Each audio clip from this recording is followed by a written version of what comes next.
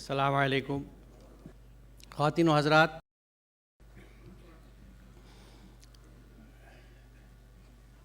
جیسا میں نے شروع میں عرض کیا تھا کہ اس قرآن کانفرنس کا مقصد ہم سب کو قرآن سے جوڑنا ہے اور جڑنا ہے۔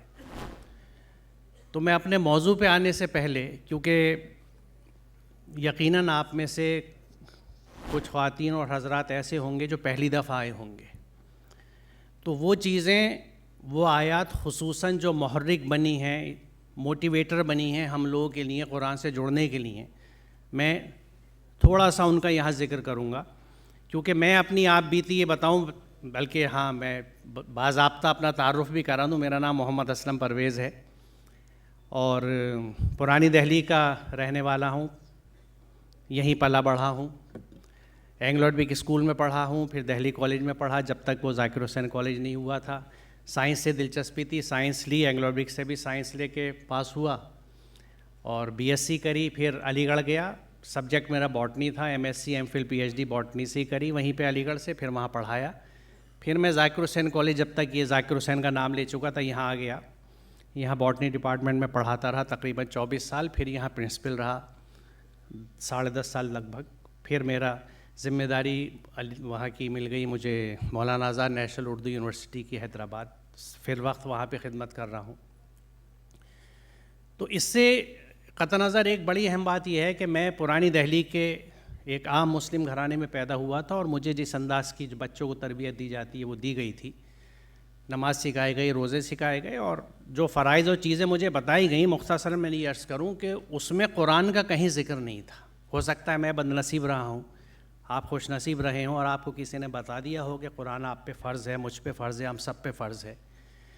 لیکن یہ سورہ قصص کی آیت نمبر 85 جو ہے، جس کا میں نے یہ پہلا سلائیڈ لگایا، یہ وہ پہلا محرک ہے جو ہم سب کو موٹیویٹ کرتی ہے، کیونکہ یہ اللہ کا حکم ہے کہ ان الذی فرض علیک القرآن لا ردک الی معاد، کہ بے شک وہ ہستی جس نے تجھ پہ قرآن فرض کیا ہے تجھے ایک انجام کو پہنچانا۔ اب یہ فرض علیک بالکل صاف ہے، تو یہیں سے یہ سوال پیدا ہوتا ہے کہ قرآن مجھ پہ اگر فرض ہے اور مجھے یہی نہیں پتہ اس میں کیا ہے، تو میں پھر عمل کس چیز پہ کر رہا ہوں، اور میں کس آخرت کے اس بڑے دن کی طرف اور امتحان کی طرف بڑھ رہا ہوں اگر مجھے یہی نہیں پتہ کہ قرآن کیا فرض ہے۔ اچھا، بات صرف فرض کرنے کی نہیں ہے، جس کا یہاں بھی اس سے پہلے بھی ذکر آیا تھا، ڈاکٹر عقیل نے اپنے ہاں ذکر کیا تھا کہ اتباع بھی صرف اللہ کی ہے، اتبعوا ما انزل علیکم من ربکم، جو تمہاری رب کی طرف سے نازل ہوا ہے صرف اسی کی اتباع کرنی ہے، کسی اور اولیاء کی اتباع نہیں کرنی، کسی اور سرپرست کی، کسی سسٹم کی، کسی ہمدم کی، کسی ہمدرد کی اتباع نہیں کرنی۔ باقی تمام رشتے رکھ سکتے ہیں آپ جو حسن رشتے ہیں، جس کا حکم قرآن ہمیں دیتا ہے، لیکن اتباع صرف اور صرف اللہ کی ہے، اس کے رسول کریم کی ہے، جس نے اپنی زندگی میں اس قرآن کو عملاً دکھا دیا اور اس خوبی سے انجام کر کے دکھایا کہ آج بھی تاریخ اور غیر مسلم یہ بیان کرتے ہیں کہ وہ اپنے وقت کی سب سے عظیم شخصیت تھی، اس جیسا کوئی وجود میں نہ آیا ہے نہ آ سکتا ہے، کیونکہ آپ نے قرآن پہ عمل کیا۔ تیسری چیز جو میں آپ سے شیئر کرنا چاہوں گا کہ اگر اتباع قرآن کی نہیں ہے، وحی کی نہیں ہے، تو احوا کی ہے، یعنی منمانی خواہشات کی ہے۔ اس کے لیے دیکھیے قرآن کیا کہتا ہے کہ کیا تم نے اسے دیکھا جس سے اپنی خواہش نفس کو اپنا خدا بنا لیا۔ نفسانی خواہشات کو خدا بنانے کا مطلب یہ کہ اتباع اس کی ہے. وہ جو سلوگن چلا ہے ہمارے بچوں میں کہ اٹس مائی لائف، میری زندگی ہے، جیسے چاہوں گزاروں، آزاد ہوں میں، یہ لب موومنٹ اور لبرٹی کے نام سے اس طرح کی آزادی لی گئی کہ جو چاہوں کہوں، جو چاہوں کروں، جو چاہوں بولوں، یعنی مجھے کنٹرول کرنے والا کوئی نہیں ہے. یہ سسٹم جس کو میں اس وقت یوز کر رہا ہوں، یہ اگر آؤٹ آف کنٹرول ہو جائے تو یہ اپنا کام نہیں کر پائے گا. کوئی چیز دنیا میں ایسی نہیں ہے جس کو ایک کنٹرول کی ضرورت نہ ہو. میں ہی اگر بے کنٹرول بولنے لگوں تو آپ کی کچھ سمجھ میں نہیں آئے گا. میں بلا بلا بلا بلا کر رہا ہوں تو کیا ہے؟ تو کنٹرول ہر جگہ چاہیے. تو یہاں قرآن یہ کہتا ہے کہ کیا تم ایسے شخص کو راہ راست پر لانے کا ذمہ لے سکتے ہو؟ یعنی جو اپنی نفسانی خواہشات کے پیچھے چلتا ہے. بہت سکون سے اس آیت کو سمجھنے کی ضرورت ہے. تو اس کو رسول کریم بھی راہ راست پہ نہیں لا سکتے. کیا تم سمجھتے ہو کہ ان میں سے اکثر لوگ سنتے اور سمجھتے ہیں؟ یہ تو جانوروں کی طرح ہیں، بلکہ ان سے بھی گئے گزرے. یعنی ان کی زندگی کی سطح حیوانی سطح سے بھی نیچے ہے. پہلے یہ کہا گیا جانوروں کی سی زندگی ہے کیونکہ اسی کی طرح کھاتے ہیں، اسی کی طرح لڑتے ہیں، اسی کی طرح بچے پیدا کرتے ہیں اور مر جاتے ہیں. مقصدیت نہیں ہے، وہ جذبہ نہیں ہے ہمدردی کا. درد دل کے واسطے پیدا کیا انسان کو، ورنہ طاعت کے لیے کچھ کم نہ تھے کروبیاں. تو یہاں اہم بات یہ ہے جس کا ذکر پچھلی تقریروں میں آیا، قرآن کریم کی اس آیت کا ذکر آیا کہ جب تک ہم خود اپنے نفس کو، اپنے آپ کو نہیں بدلیں گے، یعنی جو لوگ نفسانی خواہشات کے پیچھے لگے ہوئے ہیں، منمانی زندگی گزارتے ہیں، ان پہ کوئی تبلیغ، کوئی کلام، کوئی چیز اثر نہیں کر سکتی. یہ آیت یہ ثابت کرتی ہے. کیسے اثر ہوگا؟ وہ خود اس چیز کو سمجھیں اور نفس کے پیچھے چلنا چھوڑیں اور ہدایت کی طرف آئیں. یعنی ہمارا پھر کام کیا ہوگا کہ انہیں احساس دلائیں کہ میرے بھائی، میرے بیٹے، دیکھو منمانی مت کرو، یہ قرآن ہے، دیکھو اسے سمجھو، اسے پڑھو، اس میں کیا لکھا ہوا ہے. یہاں قرآن کا رول ہے، اللہ کا کلام ہے. کنیکشن ملتا ہے، کرنٹ فلو ہوتا ہے. آپ پلگ لگاتے ہیں ساکٹ میں، پلگ ٹھیک سے لگے گا تو کرنٹ یقیناً بہے گا. قرآن سے جڑ گیا، اللہ کا کلام اثر کرتا ہے. اس کے اندر جب تبدیلی آئے گی تو پھر جیسا قرآن کہتا ہے، پہلی بات تو یہ کہ جو ہدایت مانگتا ہے ہدایت ہم اس کو دیتے ہیں. ہم دوسرے کی ہدایت کے لیے دعا کرتے رہیں، کارگر نہیں ہوگی. جو خود ہدایت مانگے گا ہمیں اسے موٹیویٹ کرنا ہے، اس کے سامنے الٹرنیٹیوز رکھنے ہیں، انیشیٹ اسے کرنا ہوگا. تو جب وہ اپنی نفسانی خواہشات کو چھوڑے گا تو پھر اللہ تعالیٰ اس کو ہاتھ پکڑے گا اور اپنے راستے پہ چلاتا چلا جائے گا، اور وہ پھر اینڈ لیس ہے. Even sky is not the limit, ہم یہ نہیں کہہ سکتے، کیونکہ پھر اس کی کتنی گروتھ ہوتی ہے. قد افلح من زکاہا، کتنی اس کی گروتھ ہوگی اتنی اس کی فلاح ہوتی چلی جائے گی. تیسری آیت، چوتھی جس کی طرف توجہ چاہوں گا کہ اگر ہم غافل ہیں، کچھ پتہ نہیں ہے، تو قرآن کیا کہتا ہے غافلین کے بارے میں کہ اور یہ حقیقت ہے کہ بہت سے جن اور انسان ایسے ہیں جن کو ہم نے جہنم ہی کے لیے پیدا کیا ہے. آپ تصور کریں، قرآن جن کے لیے ایک ایبسولوٹ حکم ہے کہ یہ لوگ جہنم ہی کے لیے بنائے گئے ہیں. ان کے پاس قلب ہیں مگر وہ ان سے سوچتے نہیں، ان کے پاس آنکھیں ہیں مگر ان سے دیکھتی نہیں، ان کے پاس کان ہیں مگر ان سے سنتے نہیں. وہ جانوروں کی طرح ہیں بلکہ ان سے بھی زیادہ گئے گزرے. یہ وہ لوگ ہیں جو غفلت میں کھو گئے، کیونکہ غافل تو جانور بھی نہیں ہوتا. بیٹھنے سے پہلے دم سے جگہ صاف کرتا ہے پھر بیٹھتا ہے. آپ کو غلط نیت سے آتے دیکھ کے بھاگ لیتا ہے، سینس کر لیتا ہے کہ حملہ کر سکتا ہے. تو غافل تو وہ بھی نہیں ہے. غافل ہمیں کہ ہمیں یہی نہیں پتہ کہ ہم کیا کر رہے ہیں، کیوں کر رہے ہیں. ایک ایسا لگ رہا ہے کہ ایک ریوڑ سا ہے جس نے جدھر ہانکا لگا دیا چل رہے ہیں، اور اس میں اس غلط فہمی میں ہے کہ جو ہم کر رہے ہیں وہ ٹھیک کر رہے ہیں، صحیح کر رہے ہیں یا ٹھیک کر رہے ہیں. اس کی کسوٹی یہی قرآن ہے، اس لیے اس کو فرقان بھی کہا جاتا ہے. تو غفلت اگر اللہ نہ کرے ہمارے ہاں ہے تو اس کے لیے بالکل ایبسولوٹ حکم قرآن کا ہے کہ یہ لوگ جہنمی کے لیے پیدا کیے گئے. یہ حیوانی سطح سے بھی نیچے کے ہیں، ان کے احساسات ختم ہو چکے ہیں، بالکل غافل ہیں. اور جس آیت کا سورہ فرقان کا یہاں ذکر آیا تھا کہ قیامت کے دن رسول اللہ گواہی دیں گے کہ میرے پروردگار، میری اس قوم نے قرآن کو نشانِ تضحیک بنا رکھا تھا. مہجورہ کا لفظ کا ترجمہ مختلف تراجم میں آپ ایسے پکڑا ہوا تھا جیسے چھوڑا ہوا ہوتا ہے، پس سے پش ڈال رکھا تھا، بھلا رکھا تھا، دے ریڈیکیولڈ دا بک. یہ سارے مفاہیم آتے ہیں.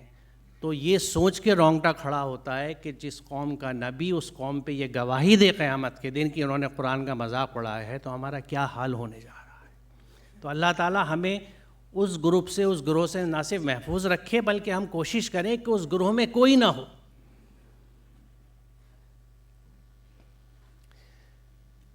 ہم نے خاص اپنے پاس سے تم کو ایک ذکر، درس نصیحت یعنی قرآن عطا کیا ہے، جو کوئی اس سے منہ موڑے گا وہ قیامت کے روز سخت بار گناہ اٹھائے گا، اور ایسے سب لوگ ہمیشہ اس کے وبال میں گرفتار رہیں گے، اور قیامت کے دن ان کے لیے بڑا تکلیف دہ بوجھ ہوگا۔ یہاں منہ موڑنے سے مراد کیا ہے؟ خدا نہ خواستہ ہم میں سے کوئی بھی ایسا نہیں ہے، وہ کتنا بھی غافل ہو، جو بظاہر قرآن کریم کی بے حرمتی کرے، بہت احتیاط سے رکھتے ہیں، جزدان میں سمیٹ کے رکھتے ہیں، اونچی جگہ پہ رکھتے ہیں، یہ احتیاط رکھتے ہیں کہ گر نہ جائے، گر جائے تو صدقہ دیتے ہیں، اس کے اوپر کوئی چیز نہیں رکھتے۔ تو پھر منہ موڑنا کیا ہے؟ منہ موڑنا یہ ہے کہ وہ ایک مقصد کے لیے جس کی آیا تھا، اس مقصد سے منہ موڑا ہوا ہے۔ وہ کتاب ہدایت تھی، اس ہدایت کی طرف سے ہمارا منہ موڑا ہوا ہے، کیونکہ ہم اس سے جڑے ہی نہیں ہیں۔ جب ہم نے پڑھا نہیں، سمجھا نہیں، تو اس ہدایت کو کیسے پائیں گے؟ دوسرا نقطہ اس میں یہ ہے کہ ایسے سب لوگ ہمیشہ اس کے وبال میں گرفتار رہیں گے، اور اس کے بعد آخرہ کا ذکر ہے، قیامت کا ذکر ہے، یعنی اس دنیا میں بھی ایسے تمام لوگ جنہوں نے قرآن سے منہ موڑ رکھا ہے وہ اس کے وبال میں گرفتار رہیں گے۔ بے چینیاں ہوں گی، ناکامیاں ہوں گی، ذلتیں ہوں گی، پسماندگی ہوگی، ہر وہ کچھ ہوگا جو اتفاق سے ہم سب میں موجود ہے، اور آخرت میں قیامت کے دن ان کے لیے بڑا تکلیف دہ بوجھ ہوگا، یعنی دنیا اور آخرت دونوں خراب اگر قرآن سے ہم نے منہ موڑ رکھا ہے تو۔ حضرت علی سے منقول ہے، یہ بہت اہم حدیث ہے کہ رسول اللہ نے فرمایا، میرے پاس حضرت جبریل آئے اور کہا، اے محمد، آپ کی امت آپ کے بعد گروہوں میں بٹ جائے گی۔ رسول اللہ نے فرمایا، تو میں نے ان سے کہا، اے جبریل، نکلنے کا راستہ یعنی راہ نجات کیا ہے؟ آپ نے فرمایا کہ حضرت جبریل نے جواباً کہا، اللہ تعالیٰ کی کتاب۔ اس کے ذریعے اللہ ہر جابر کو ختم کر دیتا ہے، جس نے اس کو پکڑا یعنی اپنا لیا وہ نجات پا گیا، اور جس نے اسے چھوڑ دیا وہ ہلاک ہو گیا۔ یہ 2 مرتبہ آپ نے فرمایا۔ یہ صحیح اور فیصلہ کن قول ہے اور مذاق نہیں ہے، اسے زبانیں ایجاد نہیں کر سکتی، اس کے حیران کن پہلو ختم نہیں ہوں گے، اس میں تم سے پہلے لوگوں کی خبر ہے، تمہارے اختلافات کا فیصلہ ہے، اور تمہارے بعد جو ہونے والا ہے اس کا ذکر ہے۔ اس کی ایک ایک تفصیل، ایک ایک موتی ہے جس کو ہم سمجھ لیں اور پرو لیں۔ اب دیکھیے، یہ یقین جانو جن لوگوں نے ہماری آیات کو جھٹلایا ہے اور ان کے مقابلے میں سرکشی کی ہے، ان کے لیے آسمان کے دروازے ہرگز نہ کھولے جائیں گے، ان کا جنت میں جانا اتنا ہی ناممکن ہے جتنا سوئی کے ناکے سے اونٹ کا گزرنا۔ علمان الحفیظ، شدت نوٹ کیجئے، ایبسلیوٹ اسٹیٹمنٹ، حکم مطلق کہ ناممکن ہے۔ کن لوگوں کے لیے؟ جنہوں نے آیات کو جھٹلایا، کذبوا بآیاتنا۔ یہاں انکار کرنے والوں کا ذکر نہیں ہے، جھٹلانے والوں کا۔ جھٹلایا جاتا ہے حقیقت کو جاننے کے بعد، سمجھنے کے بعد، واقف ہونے کے بعد۔ جھٹلانے والوں کی بات ہے، اور ان کے لیے یہ حکم مطلق ہے کہ ان کا جنت میں جانا اتنا ہی ناممکن ہے جتنا سوئی کے ناکے سے اونٹ کا گزرنا۔ تو یہ میں آیات آپ کے سامنے اس لیے پیش کرنا چاہتا تھا کہ جو لوگ پہلی دفعہ آئیں وہ یہ سمجھیں کہ اس قرآن کانفرنس کا، یہ اس عوامی مشن یا تحریک کا مقصد کیا ہے۔ صرف یہ کچھ نہیں کہ ہر ایک سے واقعتاً ہاتھ جوڑ کے گزارش کہ اللہ کے واسطے، بلکہ حقیقت یہ کہ اپنے واسطے قرآن سمجھ کے پڑھ لیجیے، اور کچھ بات نہیں، کوئی اور فرمائش نہیں ہے، کوئی فہمائش نہیں ہے، صرف یہ درخواست ہے۔ اردو دیکھیے، سب سے اچھا یہ ہے کہ عربی آئے آپ کو، کیونکہ میں نے اپنی ذاتی زندگی میں تجربہ کیا کہ آپ براہ راست اس انداز سے قرآن کو سمجھ سکتے ہیں، اور اس میں خوبصورتی یہ رہتی ہے کہ آپ زبان، اس کے جتنی لطافتیں ہیں عربی زبانی کی، اسے سمجھ سکتے ہیں، ان مفاہیم کو مادے کی بنیاد پہ نکال سکتے ہیں کہ اس مثال کے طور پہ سین لام میم، جیسے اسلام بنا ہے، اسلم بنا ہے، مسلم بنا ہے، سلمہ بنا ہے، سلیمہ بنا ہے، مسلمہ بنا ہے، سب کا مادہ ایک ہے۔ اس مادے میں کتنے مفاہیم ہمیں ملتے ہیں لغات میں، اور کتنے انداز سے یہ مادہ قرآن میں استعمال ہوا ہے، اس کو یکجا کیجئے. ایک مسلم کی تصویر آ گئی، اسلام کی تصویر آ گئی. یہ ہے اصل اسلام، یہ ہے مسلم جو قرآن ہمیں بتاتا ہے، اور جس کو عملاً رسول کریم نے اپنی زندگی میں عمل کر کے ہمیں دکھایا، اور وہ عظیم شخصیت وجود میں آئی. تو معاملہ اتنا سنگین ہے، کیونکہ سنگینی کس چیز کی ہے. ایک دفعہ مجھے یاد نہیں کئی سال پہلے کی بات ہے کہ ماہنامہ سائنس جو اللہ میرے ہاتھوں نکالواتا ہے، اس کی اداری میں نے یہ بات لکھی تھی، جو مجھے یاد ہے کہ اللہ نے کیا بات لکھوائی تھی میرے سے، کہ سمندر میں جب جہاز چلتا ہے تو وہ قطب نما پہ، کمپاس پہ ڈیپینڈ ہوتا ہے کہ مجھے کس ڈگری پہ کس طرف چلنا ہے. اور اگر وہ اپنے حساب سے چل رہا ہے تو اسے یقین ہے کہ وہ صحیح منزل کی طرف جا رہا ہے. لیکن اگر قطب نما کوئی چینج کر دے یا خراب ہو جائے تو پھر اس جہاز کو نہیں پتا کہ اس کا رخ کیا ہے. پھر وہ اپنا کورس کبھی ٹھیک نہیں کر سکتا جب تک کہ کسی چٹان سے ٹکرا کے ختم نہ ہو جائے. ہم اگر یہ سمجھیں گے کہ ہم کچھ غلطی کر رہے ہیں تو اللہ سے معافی مانگیں گے. جب تک ہمیں یہ احساس ہی نہیں ہے کہ وہ غلطی ہو گئی، جب تک کیا اصلاح کریں گے اور کیا معافی مانگیں گے. تو یہ سب سے اہم مدعا ہے کہ کم از کم لوگوں تک یہ بات پہنچا دی جائے. پھر ان کے ثواب دید ہے، ان کی مرضی ہے کہ وہ پھر بھی اپنے راستے چلیں یا قرآن پہ آ جائیں. تو ہماری سب کی ذمہ داری یہ ہے، اور اس کی وضاحت بھی میں اب اپنی اس بات میں کروں گا جو آگے لے کے چل رہا ہوں، کہ لوگوں کو قرآن سے جوڑنا ہے، باقی پھر ان کی مرضی ہے. کیونکہ جب رسول کریم داروغہ مقرر نہیں کیے گئے تو ہم ناجیزوں کی، خاک پذیروں کی کیا حیثیت ہے کہ کچھ سوچیں. تو ہمیں یہ تو نہیں سوچنا کہ دوسرا ایسا کر لے، ساتھ ہی یہ بھی نہیں سوچنا ایسا کیوں کر رہا ہے. ہاں، اس کے تئیں ایک ہمدردی اور جذبہ ہے کہ اس تک بات لے کے جائیں، اور اس کے بعد احسن طریقے سے اس کو رکھیں، اور جتنا آپ پرسو کر سکیں، کوشش کر سکیں کر لیں، جو حتی الامکان ہو اور آسان ہو، جس سے کہ کوئی الرجک بھی نہ ہو، پریشان بھی نہ ہو. And that's it. اس کے بعد کہانی ختم. اب عبادت کی بات جو میں آپ کے سامنے رکھوں گا، اس کی وجہ یہ ہے کہ قرآن سمجھنے سے پہلے کم عمری کی میری عبادت، کیونکہ اس وقت تک نہ مجھ پہ حج لازم تھا، نہ عمرہ، نہ زکوٰۃ. تو میری عبادات کا تصور صرف نماز روزہ تھا، یا تسبیحات، یا کچھ مخصوص نمازیں جو مخصوص وقت پہ پڑھتے ہیں، سیکھیں پڑھیں، یا تسبیحات. اس دائرے سے آگے مجھے کچھ نہیں پتا تھا کہ عبادت کیا ہوتی ہے. لیکن قرآن کو سمجھنے کے بعد جب یہ چیزیں سامنے آئیں تو وہ میں آج پیش کرنا چاہتا ہوں کہ عبادت ہے کیا. اور عبادت کی بات شروع کرنے سے پہلے ہم اپنے بنیادی عقیدے سے بات شروع کریں گے کہ لا الہ الا اللہ محمد الرسول اللہ. اب یہاں لا الہ، کوئی اللہ نہیں ہے الا اللہ، سوائے اللہ کے. تو یہاں ایک چیز میں اکثر دہراتا ہوں، پھر دہراؤں، معاف کیجیے گا اگر میں ریپیٹیٹیو لگوں، لیکن یہ اہم نقطہ ہے کہ یہ اہم کلمہ طیبہ انکار سے شروع ہوتا ہے، لا سے شروع ہوتا ہے. نہیں ہے کوئی خدا. وجہ یہ ہے کہ الا اللہ پہ آنے سے پہلے لا الہ کا مقام ہے کہ پہلے اپنے دل و دماغ سے جو بت بیٹھے ہوئے ہیں، جو خدا بسے ہوئے ہیں، ان کو صاف کر دو. Make space for the real اللہ. رب حقیقی کے لیے جگہ بنا لو. جب ایک ٹیچر کلاس میں آتا ہے تو پہلے بلیک بورڈ صاف کرتا ہے، پھر لکھنا شروع کرتا ہے.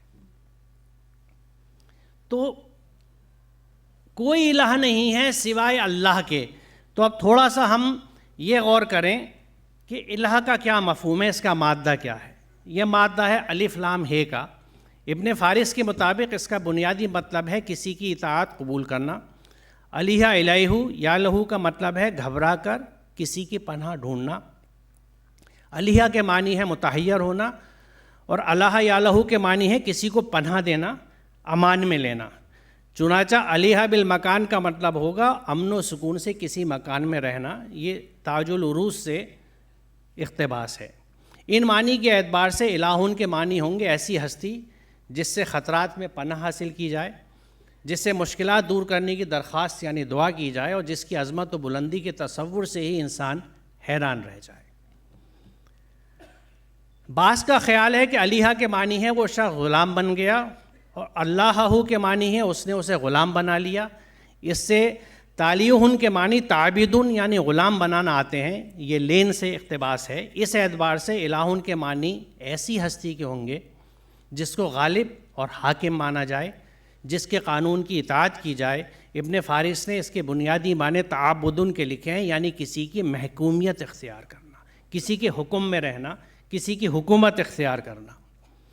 اب یہاں دیکھیے قرآن کریم میں کس انداز سے الہن کا ذکر ہے۔ پہلی آیت جو سورہ شعراء کی 29ویں نمبر ہے کہ فرعون نے کہا اگر تو نے میرے سوا کسی اور کو معبود مانا تو تجھے بھی ان لوگوں میں شامل کر دوں گا جو قید خانوں میں پڑے ہوئے ہیں۔ یہاں الہن کے معنی حاکم کے ہی ہے۔ سورہ فرقان کی 43ویں آیت کہتی ہے کبھی تم نے اس شخص کے حال پر غور کیا جس نے اپنے خواہش نفس کو اپنا خدا بنا لیا، ابھی اس کا ذکر تھا۔ یہاں الہن اس کے معنی بھی یہی ہے کہ وہ شخص اپنے جذبات کے پیچھے پیچھے چلتا ہے، وہی اس کے حاکم ہے اور وہی ان کا غلام ہے، جبکہ یعنی جذبات کے پیچھے جو چلتا ہے وہ جذبات کو حاکم مانتا ہے اور جذبات کا غلام ہے، جبکہ حقیقت کیا ہے کہ وہی ہے آسمان میں بھی الہ اور زمین میں بھی الہ ہے، یعنی کائناتی نظام میں بھی الہ ہے، وہی اللہ ہے، اور زمین اور اس کے مکمل نظام کا بھی الہ وہی ہے، اسی کا حکم چلتا ہے، لہٰذا ہمیں صرف اسی کے حکم پر چلنا ہے۔ میں ہی اللہ ہوں، میرے سوا کوئی اللہ نہیں، پس تو میری بندگی کر۔ طٰہٰ 14 کی آیت ہے یہ۔ فاعبدنی، عبد، عبادت، اس کے ذرا مفہوم کو دیکھتے ہیں کیونکہ بات یہاں سے جڑتی ہے کہ الہ کون ہے؟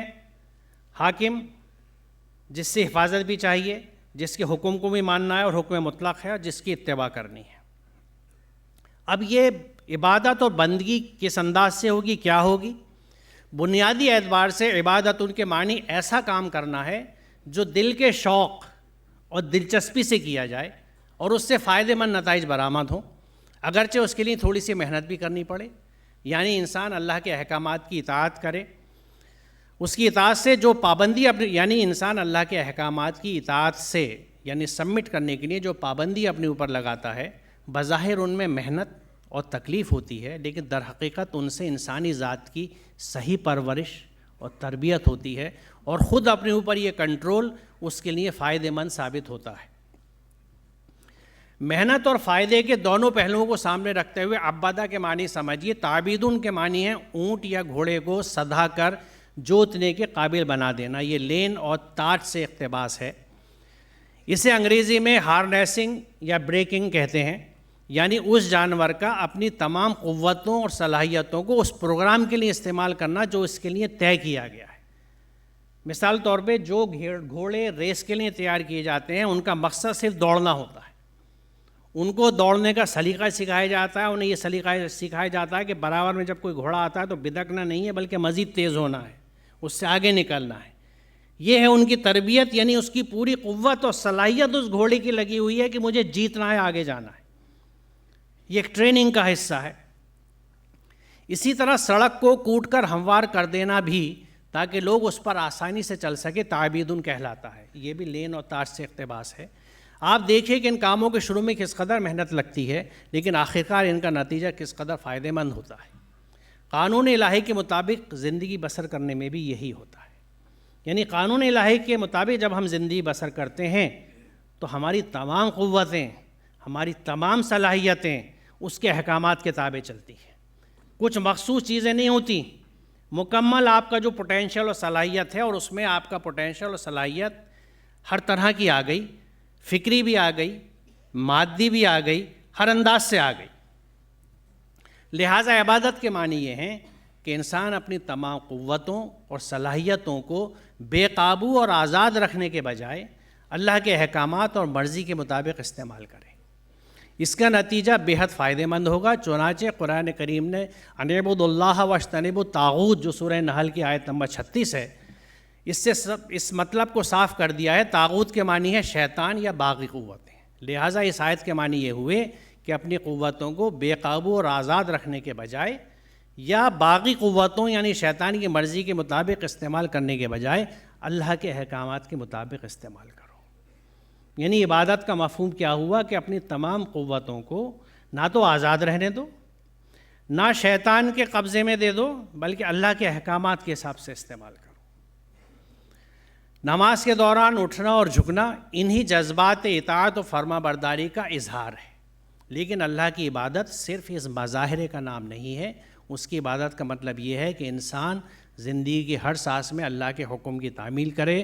وَمَا خَلَقْتُ الْجِنَّ وَالْإِنسَ إِلَّا لِيَعْبُدُونَ سے یہی مراد ہے کہ ہم نے جنوں کو اور انسان کو سوائے اپنی بندگی کے کسی اور کام کے لیے پیدا نہیں کیا، یعنی ہمارے احکامات کے تحت چلے۔ اور دیکھیے انسان کے اوپر یہ احکامات کی جو بندش ہے وہ کیوں ہے؟ اس کی وجہ یہ ہے، اور یہ قرآن بتاتا ہے، قرآن سے میں نے سیکھا کہ اللہ تعالیٰ اس کائنات کی ہر شے کو، ہر اپنی کریشن کو، اپنی تخلیق کو آیت کہتا ہے۔ آیا، وہی آیت جو قرآن میں بھی ہوتی ہے۔ تو ایک قرآنی آیات ہیں، ایک کونی یا کائناتی آیات ہیں، یعنی یہ اونٹ، یہ گھوڑے، یہ مچھر، یہ درخت، یہ ہوا، یہ پہاڑ، یہ چاند، یہ سورج، سب اللہ کی آیات ہیں۔ قرآن کی آیت ہمیں اللہ کے بارے میں پتہ دیتی ہے، حکم لاتی ہے۔ یہ آیات بھی اللہ کی عظمت کا، خلاقی کا پیغام دیتی ہیں۔ اور دوسری بات قرآن کیا کہتا ہے کہ اس کائنات کی ہر چیز، اور کئی قرآن کی آیات ہیں جو اس بات کو بتاتی ہیں کہ اس کائنات کی ہر چیز جو حکم دیا جاتا ہے اسی کی تابع ہے، حکم پہ چلتی ہے، یعنی مسلم ہے۔ مسلم کا بنیادی مفہوم جو ہے وہ اتباع کا ہے، سبمٹ کرنے کا ہے۔ تو اس کائنات کی تمام چیزیں آیات ہیں اللہ کی، کیونکہ اللہ کی طرف ہماری سوچ کو منعکف کر سکتی ہیں، ریفلیکٹ کر سکتی ہیں اگر وہ ذہن ہو ہمارا۔ ساتھ ہی ساتھ یہ سب مسلم ہیں۔ مسلم اس لیے ہیں کیونکہ ان میں سے کسی چیز کو اللہ نے نفس نہیں دیا، چوائس نہیں دی جو انسان کو دی ہے کہ تم ادھر چلو یا ادھر چلو، جس کا ذکر پیچھے ہو رہا تھا۔ تو چونکہ چوائس دے دی ہے تو اس لیے ہدایت دینا بہت ضروری ہے، اور یہ سمجھانا کہ احکامات پہ چلنا ہے، کیونکہ وہ رب جس کے نام کی شروعات رحیمی اور رحمانیت سے ہوتی ہے، وہ بندوں کے لیے بے حد رحیم ہے، وہ رحمان ہے، تو ہدایت کا انتظام کرتا ہے اور کرے گا تاکہ ہم غلط راستے پہ نہ جائیں۔ تو یہ جو بندگی کا اور احکامات کے تحت چلنے کا اتنا مضبوطی سے حکم قرآن میں ہے، وہ صرف اسی لیے ہے تاکہ ہم صحیح راستے پہ چلیں اور انجام بخیر ہو، انجام بخیر ہو اور واپسی بخیر ہو۔ یہاں یہ سمجھنا ضروری ہے کہ اللہ کے احکامات پر عمل کرنے سے انسانی ذات کی نشو و نما اللہ تعالیٰ کی مرضی کے مطابق ہوتی ہے۔ یہ غلامی یعنی سبمیشن انسان از خود اپناتا ہے۔ یہ سیلف امپوزڈ ریسٹرکشنز ہیں، یہ وہ ڈسپلن جو سیلف امپوزڈ ہوتا ہے، اپنی خواہش سے، اپنی سمجھ سے اس کی اہمیت کو سمجھتے ہوئے۔ یہ کسی کی تھوپی ہوئی پابندیاں نہیں ہوتی، نہ ہی اس میں عبادت یعنی ورشپ سو کالڈ یا پریئر کا وہ قدیم تصور ہوتا ہے جس میں انسان اللہ کو اپنے دنیاوی آقاؤں کی طرح چاپلوسی اور خوشامد کر کے راضی کرتا ہے۔ دیکھیے ہم اللہ تک نہیں پہنچ سکتے، لیکن نعوذ باللہ ہم نے اللہ میاں کو اپنے جیسا بنا لیا۔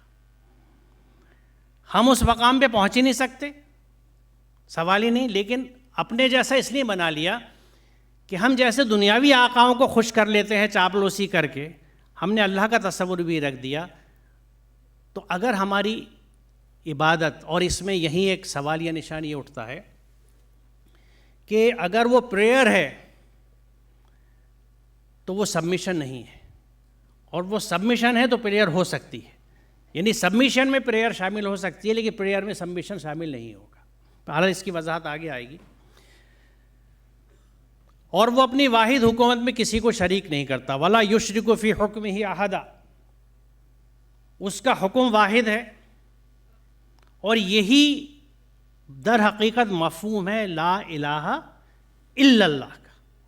حاکم وہی ہے، حکم وہی ہے، اور اس حکم میں وہ کسی کو شریک نہیں کرتا۔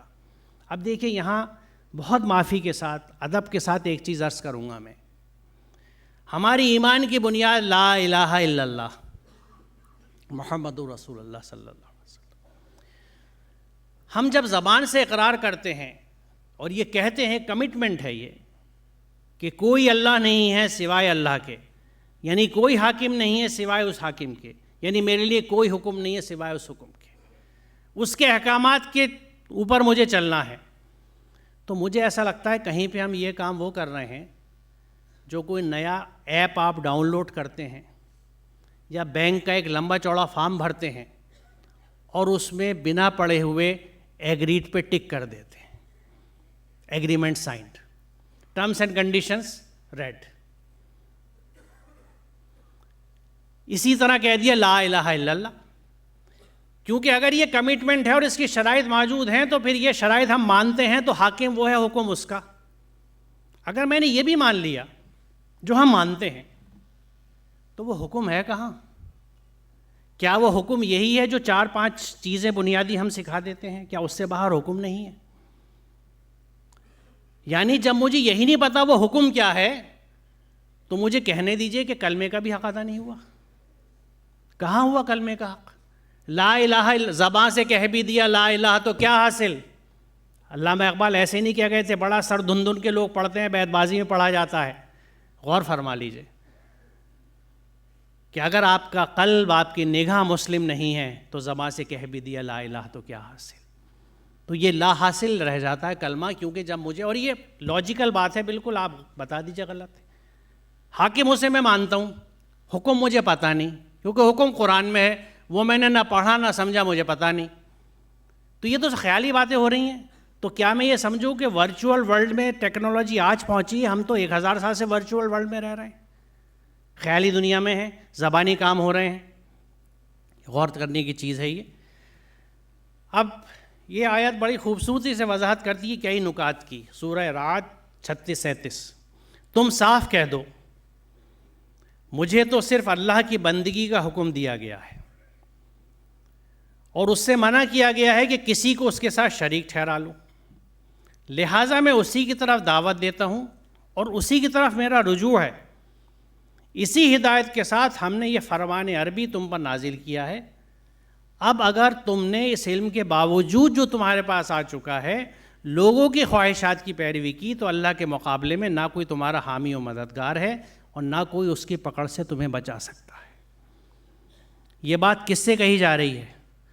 اسے رسول کریم سے جس پہ یہ پیغام نازل کیا گیا اور جس کے لیے ہم سے یہ کہا جاتا ہے کہ وہ آپ کی شفاعت کرائیں گے، وہ میری شفاعت کرائیں گے، بخشش کرائیں گے۔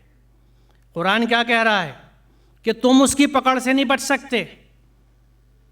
یہاں شروع سے اگر ہم چلیں تو رسول کیا کہا جا رہا ہے؟ صرف اللہ کی بندگی، اور اس سے منع کیا گیا کسی کو اس کے ساتھ شریک ٹھہرا لوں۔ جیسے ہی ہم وضاحت پیچھے بھی ایک مقرر نے کری، ہمارے شرک کا تصور ہمارے ہاں اگر صرف مورتی پوجا ہے تو وہاں پہ بھی ایک سوالیہ نشان ہے۔ اس کے حکم میں جو شریک ہے وہ شرک کے خانے میں، یعنی اس کا حکم اگر یہ ہے کہ ہمیشہ ہمیں اچھی بات کہنی ہے تو میں نے جب بری بات کہی تو میں اس کے حکم سے باہر چلا گیا۔ کیوں کہی؟ دل میں آئی تھی، غصہ بہت آیا تھا، وہ مجھے بہت برا کہہ رہا تھا، مجھ سے برداشت ہوا، میں نے ہی برا کہہ دیا۔ قرآن کا حکم کیا ہے؟ قل لعبادی یقولوا التی احسن، میرے بندوں سے کہہ، تو خطاب بندوں سے ہے، عبادی، کیونکہ اور کوئی سنے گا نہیں، نہ فالو کرے گا۔ میرے بندوں سے کہہ دو، زبان سے جب بات نکالے بہترین نکالے۔ احسن جو ہے حسن کی سپرلیٹو فارم ہے، اچھے سے بھی اچھا تر۔ یہ گفتگو کرنی ہے آپ کو جو جب اگر ہم نہیں کرتے، اپنے دل کے جذبات کے غصے کے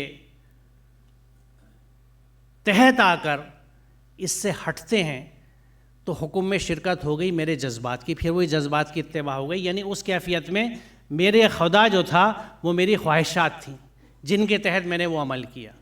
اور ان کاموں کی فہرست بہت لمبی ہے، وہ چاہے دکھاوے کی زندگیاں ہوں، چاہے وہ فضول خرچیاں ہوں، چاہے معاملے داری کی خرابیاں ہوں، چاہے بے ایمانیاں ہوں، چاہے کم تولنا ہو، چاہے اسمارٹنیس میں دوسرے کو چونا لگانا ہو، یہ ساری چیزیں اسی لسٹ میں آتی ہیں جن کے لیے سختی کے ساتھ قرآن ہمیں منع کرتا ہے۔ اور اسی ہدایت کے ساتھ ہم نے یہ فرمان عربی تم پر نازل کیا ہے۔ اب اگر تم نے اس علم کے باوجود جو تمہارے پاس آ چکا ہے، اب کوئی گنجائش نہیں ہے اس کے بعد کہ آپ خواہشات کی پیروی کریں۔ You have no option but to follow the divine order, جو اللہ کا حکم ہے صرف اور صرف اسی کی اتباع کرنی ہے، اور نہیں کریں گے کہتے میں ڈر لگتا ہے کہ رسول کریم سے خطاب کیا جا رہا ہے کہ نہ کوئی تمہارا حامی و مددگار ہوگا اور نہ کوئی اس کے پکڑ سے تم کو بچا سکتا۔ یقیناً رسول کریم کے لیے تو کوئی ایسا نہیں سوچ سکتا، اور وہ تو خالق ہے، اسے بھی معلوم تھا۔ یہ ہمارے لیے سبق ہے، یہ شدت ہمارے لیے ہے کہ جاگو، نو ون از ایگزیمپٹڈ۔ جس کا نام میرے کلمے کے ساتھ، میرے نام کے ساتھ تم پڑھ رہے ہو، وہ بھی ایگزیمپٹڈ نہیں ہے، کہ وہ بھی اس علم کے آنے کے بعد اگر خواہشات کی اتباع کرے گا تو میری پکڑ سے نہیں بچ سکتا۔ تو یہ ہمارے سمجھانے کے لیے ہے۔ زمین اور آسمانوں میں جس قدر جاندار مخلوقات ہیں اور جتنے ملائکہ، جس بات کا میں ابھی ذکر کر رہا تھا، سب اللہ کے لیے سجدہ ریز ہیں، یعنی مکمل مطیع ہیں اور تکبر سرکشی نہیں کرتے، اپنے رب سے جو ان کے اوپر ہے ڈرتے ہیں، اور جو کچھ حکم دیا جاتا ہے اسی کے مطابق کام کرتے ہیں، یعنی سب مسلم ہیں۔ اس پوری کائنات، زمین اور آسمان کے بیچ میں جتنے مخلوقات ہیں، جاندار کی بات نہیں ہے، تخلیق، آل دی کریشنز اور ملائکہ، وہ سب اللہ کے حکم کے حساب سے کام کرتے ہیں۔ اے نبی، اے مخاطب، ان سے کہو مجھے حکم دیا گیا ہے کہ دین یعنی اطاعت اور قانون کو اللہ کے لیے خالص کر کے اسی کی بندگی کروں، اور مجھے حکم دیا گیا ہے کہ سب سے پہلے میں خود مسلم بنوں، سب سے پہلے میں خود مسلم بنوں۔ یہاں میں نے دین کے آگے اطاعت اور قانون اس لیے لکھا ہے کہ جس طرح عبادت کا تصور محبوب ہمارے یہاں محدود ہے، دین کا بھی بڑا محدود ہے۔ دین اور دینداری ہم کچھ ارکان سے منسوب کر کے رکھتے ہیں، جبکہ اس کے لیے نہ صرف قرآن بلکہ رسول اللہ کی احادیث ہیں، جس میں کہا جاتا ہے کہ جب کسی کی دینداری کی بات کرتے ہو تو کیا کچھ سے معاملے داری بھی کی ہے، کچھ معاملت بھی کی ہے۔ تو دین کا جو لفظ ہے، اس کے مادے میں 3 مفاہیم ہیں: قانون، اطاعت اور آخرت، یعنی یوم الدین، جو سورہ فاتحہ میں ہم پڑھتے ہیں۔ تو اطاعت اور قانون دونوں دین کے حصے میں، اس لیے بریکٹ میں یہاں دین کی وضاحت میں اطاعت اور قانون وہ صرف اللہ کے لیے ہیں، یعنی قانون بھی صرف اس کا ہوگا، اطاعت بھی اسی کی ہوگی، اور سب سے پہلے میں خود مسلم بنوں، کیونکہ جو چیز میں نہیں کرتا خود، دوسرے کو کرنے کا اور کہنے کا مجھے حق قرآن ہی نہیں دیتا۔ قرآن کریم کی آیت ہے کہ تم وہ کیوں کہتے ہو جو تم نہیں کرتے۔ اللہ کے نزدیک یہ نہایت ناپسندیدہ بات ہے کہ تم وہ کہو جو تم نہیں کرتے۔ تو جب مجھے کسی سے کچھ کہنا ہے تو پہلے مجھے کچھ کرنا ہے، لہٰذا سب سے پہلے مجھے خود مسلم بننا ہے۔ پھر جو میری طرف سے کوئی ہدایت تمہارے پاس پہنچے، تو جو لوگ میری، یہ ذکر ہے جب آدم کو زمین پہ اتار دیا گیا تھا، تو اس ہدایت کی پیروی یعنی اتباع کریں، ان کے لیے، جو لوگ اتباع کریں گے ان کے لیے کسی خوف اور رنج کا موقع نہ ہوگا، اور جو اس کو قبول کرنے سے انکار کریں گے اور ہماری آیات کو جھٹلائیں گے، یہاں کفروا اور کذبوا دونوں کا ذکر ہے، انکار کرنے والے بھی جھٹلانے والے بھی، وہ آگ میں جانے والے لوگ ہیں، ہم فیہا خالدون، جہاں وہ ہمیشہ رہیں گے۔ یہاں ہم فیہا خالدون کو میں ایمفیسائز اس لیے کر رہا ہوں اور سرخ رنگ سے اس لیے لکھا ہے کہ عام جو قصے کہانی ہمارے یہاں چلتے ہیں اس میں یہ کہا جاتا ہے کہ جہنم کی آگ حرام ہے۔ کس کے اوپر حرام ہے؟ جس زبان نے کلمہ پڑھ لیا ہے اس پہ جہنم کی آگ حرام ہے، امت محمدی پہ جہنم کی آگ حرام ہے، اینڈ سو آن۔ دوسری ایک چیز یہ چلتی ہے کہ جہنم میں گئے تو تھوڑی سی سزا ملے گی، کچھ دن کے بعد پھر جنت میں واپس لے آئے جائیں گے۔ یہاں خود قرآن کی آیت ہے جو یہ کہتی ہے کہ تم سے کس نے کہہ دیا؟ کیا اللہ نے تمہیں کوئی سند دی ہے یا تم سے کوئی وعدہ کیا ہے؟ تم میں سے جو بھی گناہ میں رہے گا اور گناہ میں مبتلا رہے گا وہ جہنمی اور ہمیشہ جہنم میں رہے گا۔ قرآن میں وضاحت موجود ہے۔ رہی پہلی 2 باتیں، تو یقیناً جس زبان نے، جس نفس نے بالعمل لا الہ الا اللہ کہہ دیا جہنم حرام ہے، عمل میں تو لائیے،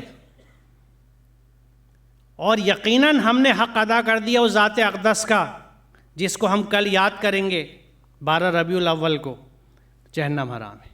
لیکن امت محمدی تو بنے، اس محمد کی خاک پیروں کی تو بننے کی کوشش کریں, ان کے پیغام کو تو پڑھیں, اسے سمجھے تو صحیح.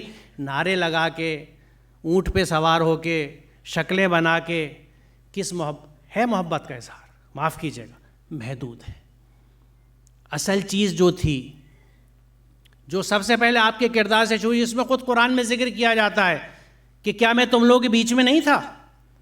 رسول کفار سے ایڈریس کرتے کہ میں تو تمہارے بیچ میں ہی رہا ہوں, تم نے تو میری پوری زندگی دیکھی ہے. آپ دیکھیے, اپنی پوری زندگی کو ثبوت کے طور پر رسول اکرم پیش کر رہے ہیں.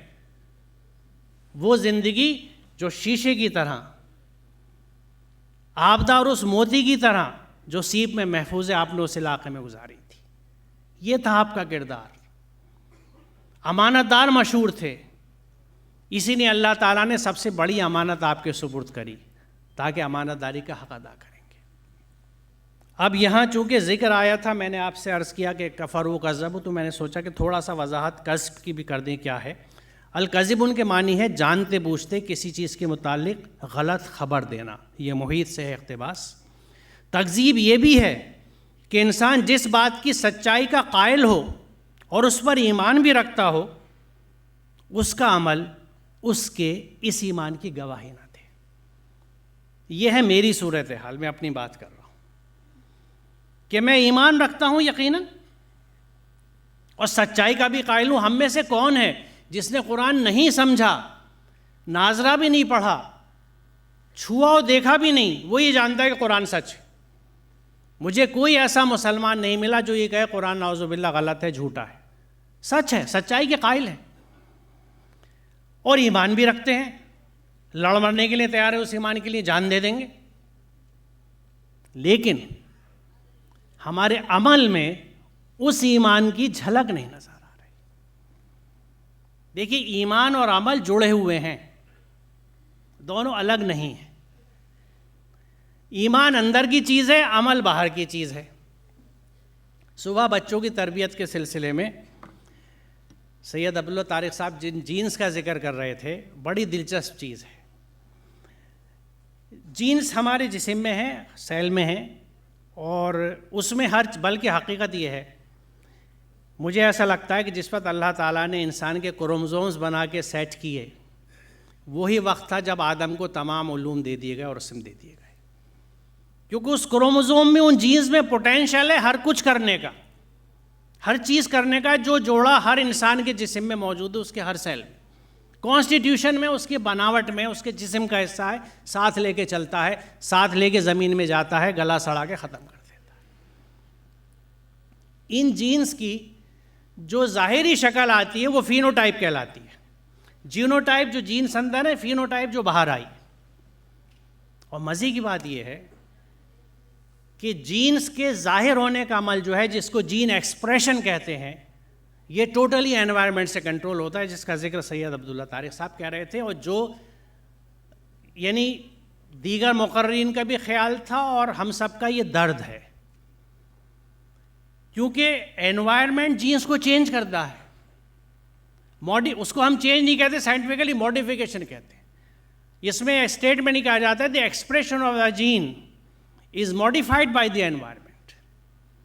اور اسی کی چیز میں آج کی تحقیق سے بتاؤں آپ کو کہ آج سائنس اس بات پہ, اس نتیجے پہ پہنچی ہوئی ہے کہ انسان کی سوچ اور فکر اس کے پورے جسم پہ اثر انداز ہوتی ہے, اور وہ اثر اندازی اس کی امیون سسٹم کے تھرو ہوتی ہے. امیونٹی, وہی امیونٹی جو ختم ہوتی ہے تو ایڈس ہو جاتا ہے, acquired immune deficiency syndrome. Immune deficiency ہوتی ہے. امیون قدرتی وہ فوجدار ہیں, سپاہی ہیں جو ہمارے جسم میں, خون میں ہر وقت دوڑتے رہتے ہیں, اور جیسے کوئی جراثیم باہر سے آتا ہے شوں شوں, وہ جو آپ نے بچوں کو گیمز کھیلتے دیکھے ہوں گے نا, جن کو کھلا کھلا کے بچوں کو ہم نے سنگ دل بنا دیا, بالکل صحیح کہا جا رہا تھا. عقل استعمال نہیں کرتے, بچہ کیا دیکھ رہا ہے. اس کو کسی یتیم کو کھانا کھلاتے ہوئے, یتیم خانے جاتے ہوئے, کسی اپاہج کی مدد کرتے ہوئے کوئی ویڈیو گیم نہیں دکھاتا. اس کو کل کل کل, مار دو, پٹک دو, جیت جاؤ, کیونکہ وی آر کنکررز آف نیچر, ہم نیچر کو فتح کرنے والے لوگ ہیں. جن سائنسدانوں نے یہ سلوگنز دیے تھے, وہی اسکول آف تھاٹ آج یہ کہتا ہے کہ we need to be in sync with nature, کہ ہمیں نیچر کے ساتھ ہم آہنگ ہونے کی بہت ضرورت ہے. ہم اس دریا کے بہاؤ کو تو کنٹرول کر ہی نہیں سکتے، ہمیں اب اس کے ساتھ ہی بہنا چاہیے، مخالف بہنا بھی اچھا نہیں ہے. سنکنگ ود نیچر کی بات آ رہی ہے کہ ہم آہنگ ہوتے جاؤ نیچر کے ساتھ، اسی میں فلاح ہے. اب دیکھیے وہ کس طرح قرآن کی طرف پہنچ رہے ہیں صرف کائناتی آیات کو دیکھ کے. ہم قرآنی آیات کو سنبھال کے رکھے بیٹھے ہیں، وہ کائناتی آیات سے حق پہ پہنچ رہے ہیں اور ایسے نتیجے لے کے آ رہے ہیں.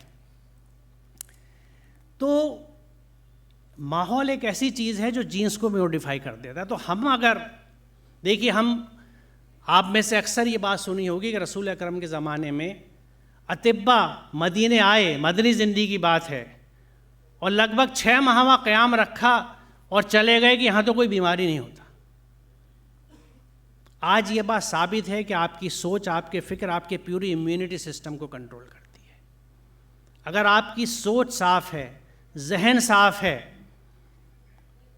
یعنی نفس لوامہ وجود میں آ چکا ہے، قلب سلیم وجود میں آ چکا ہے. نفس امارہ کو آپ نے مار دیا ہے، بڑے موذی کو مارا، نفس امارہ کو گر مارا، نہنگو اژدہاؤ شیر نر مارا تو کیا مارا. یہ جو جانور اندر کا ہے، مرد مومن وہ ہے جس نے اسے مار لیا. وہ زور مارتا ہے آنکھیں چلانے کے لیے. یہ میں وہ باتیں کہہ رہا ہوں جو آج کی عام ہیں. بہت مثالیں تھے، میں آنکھوں پہ کیوں آ رہا ہوں کہ میں پریشان ہوں ان آنکھوں سے. یہ برہنہ کر رہی ہیں، یہ زنا کر رہی ہیں، یہ گناہ کے بیج بو رہی ہیں، یہ فساد پیدا کر رہی ہیں، یہ گھروں کو توڑ رہی ہیں، یہ اولادوں کو برباد کر رہی ہیں، یہ لقمے حرام کر رہی ہیں. یہ جو آنکھیں چلتی ہیں، مجھے وہیں روک لینا ہے کہ نہیں سورہ نور کی آیت نمبر 30 یاد آ جائے کہ میرے بندوں سے کہہ دو کہ اپنی نگاہیں نیچی رکھیں اور اپنی شرمگاہوں کی حفاظت کریں. اور یہ ذکر آیا تو میں بتا دوں، کیونکہ میں نے شروع میں عورت کا ذکر کیا تھا. ہم بہت، معاف کیجیے گا اس لفظ کو استعمال کرنے پہ، چوڑے ہوتے ہیں کہ ہم مرد ہیں. مرد کی ذمہ داری دیکھیے قرآن نے کیا کہا ہے. سورہ نور کی آیت نمبر 30 میں پہلے مرد کو خطاب کیا گیا ہے کہ اپنی نظر نیچے رکھو، اپنی شرمگاہوں کی حفاظت کرو.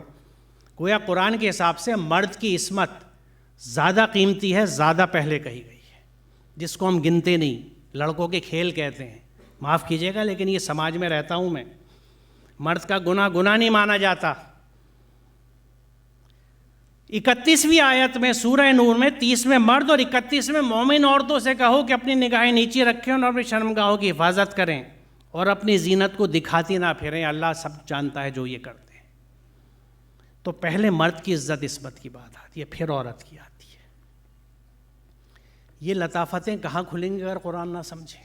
میں جاہل تھا، مسلمان نہیں تھا جب تک قرآن کو نہیں سمجھا، کیونکہ اس کے حکم کو سمجھا. تو میں اگر مسلمان ہوں، میرا ایمان ہے، تو پھر میری نظریں کیوں چل رہی ہیں؟ میں مال کے پیچھے کیوں بھاگ رہا ہوں؟ میں مال کو جمع کر کے کیوں رکھتا ہوں؟ قرآن کا تو فلسفہ یہ ہے، لوگ تم سے پوچھتے ہیں کیا خرچ کریں، کہو جو تمہاری ضرورت سے زیادہ خرچ کر دو. میں آڑے وقت کے لیے پس انداز کرتا ہوں. بچی پیدا ہوئی، پلاٹ لے کے ڈال دیا، جائیداد لے کے ڈال دی. گویا اس کے آڑے وقت میں اور میرے آڑے وقت میں یہ مال کام آئے گا. اور میں کہتا ہوں میں موحد ہوں، مشرک نہیں ہوں. اللہ کام نہیں آئے گا، یہ مال کام آئے گا. اس مال کو روک کے رکھتا ہوں. قرآن یہ کہتا ہے کہ جو لوگ سونے چاندی کو جمع کر کے رکھتے ہیں، قیامت کے دن اسی سونے چاندی پہ جہنم کی آگ دہکائی جائے گی اور ان کی پیشانیوں کو، ان کے پہلوؤں کو داغا جائے گا اس سونے چاندی سے کہ یہ ہے وہ خزانہ تم جمع کرتے تھے، لو اب اس کے مزے چکھو. یہ مال کا تصور قرآن میں کیا ہے؟ اور ہمارے یہاں معاف کیجیے گا اکثریت کا حال یہ ہے کہ لا الہ الا المال. زبان پہ ہے لا الہ الا اللہ، عمل میں ہے لا الہ الا المال. جو میرے کاروباری دوست ہیں پرانی دلی میں، وہ یہ کہتے ہیں کہ ڈاکٹر صاحب سارا کام سود پہ چل رہا ہے. اس انداز سے لیتے ہیں کہ 10,000 لے کے جا رہے ہیں، 3 مہینے بعد 12,000 دیں گے. سود کا نام نہیں دیا، ہم نے سوچا اللہ میاں کو چونا لگا دیا، بیوقوف بنا دیا. اللہ کو معلوم ہی نہیں کیا کر رہے ہیں. میاں 10 دیے تھے 12 لے رہے ہیں، کیا بات ہے؟ حلف سنا ہے میاں سود تھوڑے لے رہے ہیں، لاحول وقت کیا بات کر رہے ہو ڈاکٹر صاحب؟ میں نے دیے تھے، اس نے مرضی سے لیے، اپنی مرضی سے 12 دے رہا ہے، میں نے تھوڑی زور لگایا. آرگومنٹس جہالت کی نشانی. تو اگر ہمارے عمل میں ایمان کا ریفلیکشن نہیں ہے تو ایمان نہیں ہے. کیوں؟ ایمان اندر کی چیزیں، جیسے جینز اندر کی چیزیں، جو ایکسپریشن ہے وہ جینز ہے. جو ایکسپریشن ہے، جو جین ہے وہ ایکسپریشن ہے. میں 22 کروموزومز کے جینس لے کے آیا تو انسان کا بچہ پیدا ہوا. اگر 22 کی جگہ 26 لے آتا تو ایک بندر کا بچہ پیدا ہوتا. ہر جاندار کے کروموزومز کا نمبر اور ساخت ہر چیز الگ ہے. یہ کمپوزیشن انسان کا تھا، میں انسان کے طور پہ پیدا ہو گیا. تو جو جینس تھی وہ اظہار ہوا. تو ایمان کا اظہار عمل میں ہے. تو یہ تکذیب کے دائرے میں آتا ہے، کیونکہ یہاں کفروا وکذبوا کا ذکر آ رہا ہے. ہم جانتے بوجھتے جب جھٹلاتے ہیں تو آیات کی تکذیب ہے. اور یہ ہم سے انجانے میں بہت ہوتی ہے، کیونکہ جب ہم نے قرآن پڑھا ہی نہیں، سمجھا ہی نہیں، تو ہمیں نہیں پتہ کہ ہم انجانے میں. اور اس میں ایک بات اور بھی ہے پہلو، کہ مجھ سے کچھ لوگوں نے یہ کہا جب میں انہوں نے ترجمے دیے، کہنے لگے کہ بھائی اگر اس کو پڑھ لیا تو پھر تو لازم ہو جائے گا عمل کرنا. اب تو ہم کہیں گے اللہ میاں نے پڑھا ہی نہیں تھا. وہ اس طرح بچتے پہلو تہی کرتے ہیں کہ پڑھ لیں گے تو بائنڈنگ ہو جائے گا، یہ تو لاگو ہو جائے گا ہم پہ. انہیں یہ آیت دکھائی ہے کہ غافلون کے لیے کیا کہتا ہے قرآن، کہ اگر آپ غفلت میں رہنا چاہتے ہیں کہ نہیں میں تو اندھیرے کا باسی ہوں، مجھے روشنی مت دکھاؤ، مجھے اندھیرے میں رہنے تو روشنی میں نہیں آنا، روشنی جل گئی تو مجھے روشنی میں آنا بھی پڑے گا. قرآن کہتا ہے ان غافلوں کے لیے جو ابھی میں نے آیت دکھائی کہ یہ تو بنے ہی جہنم کے لیے. اس بات کو کہتے میں ڈر لگتا ہے، کیونکہ مجھ پہ بھی لاگو ہوتی ہے، ہم سب پہ لاگو ہوتی ہے. ہم غفلت کا شکار ہیں. غفلت کا شکار نہ ہوتے تو آج پوری دنیا میں اس مقام پر نہ ہوتے.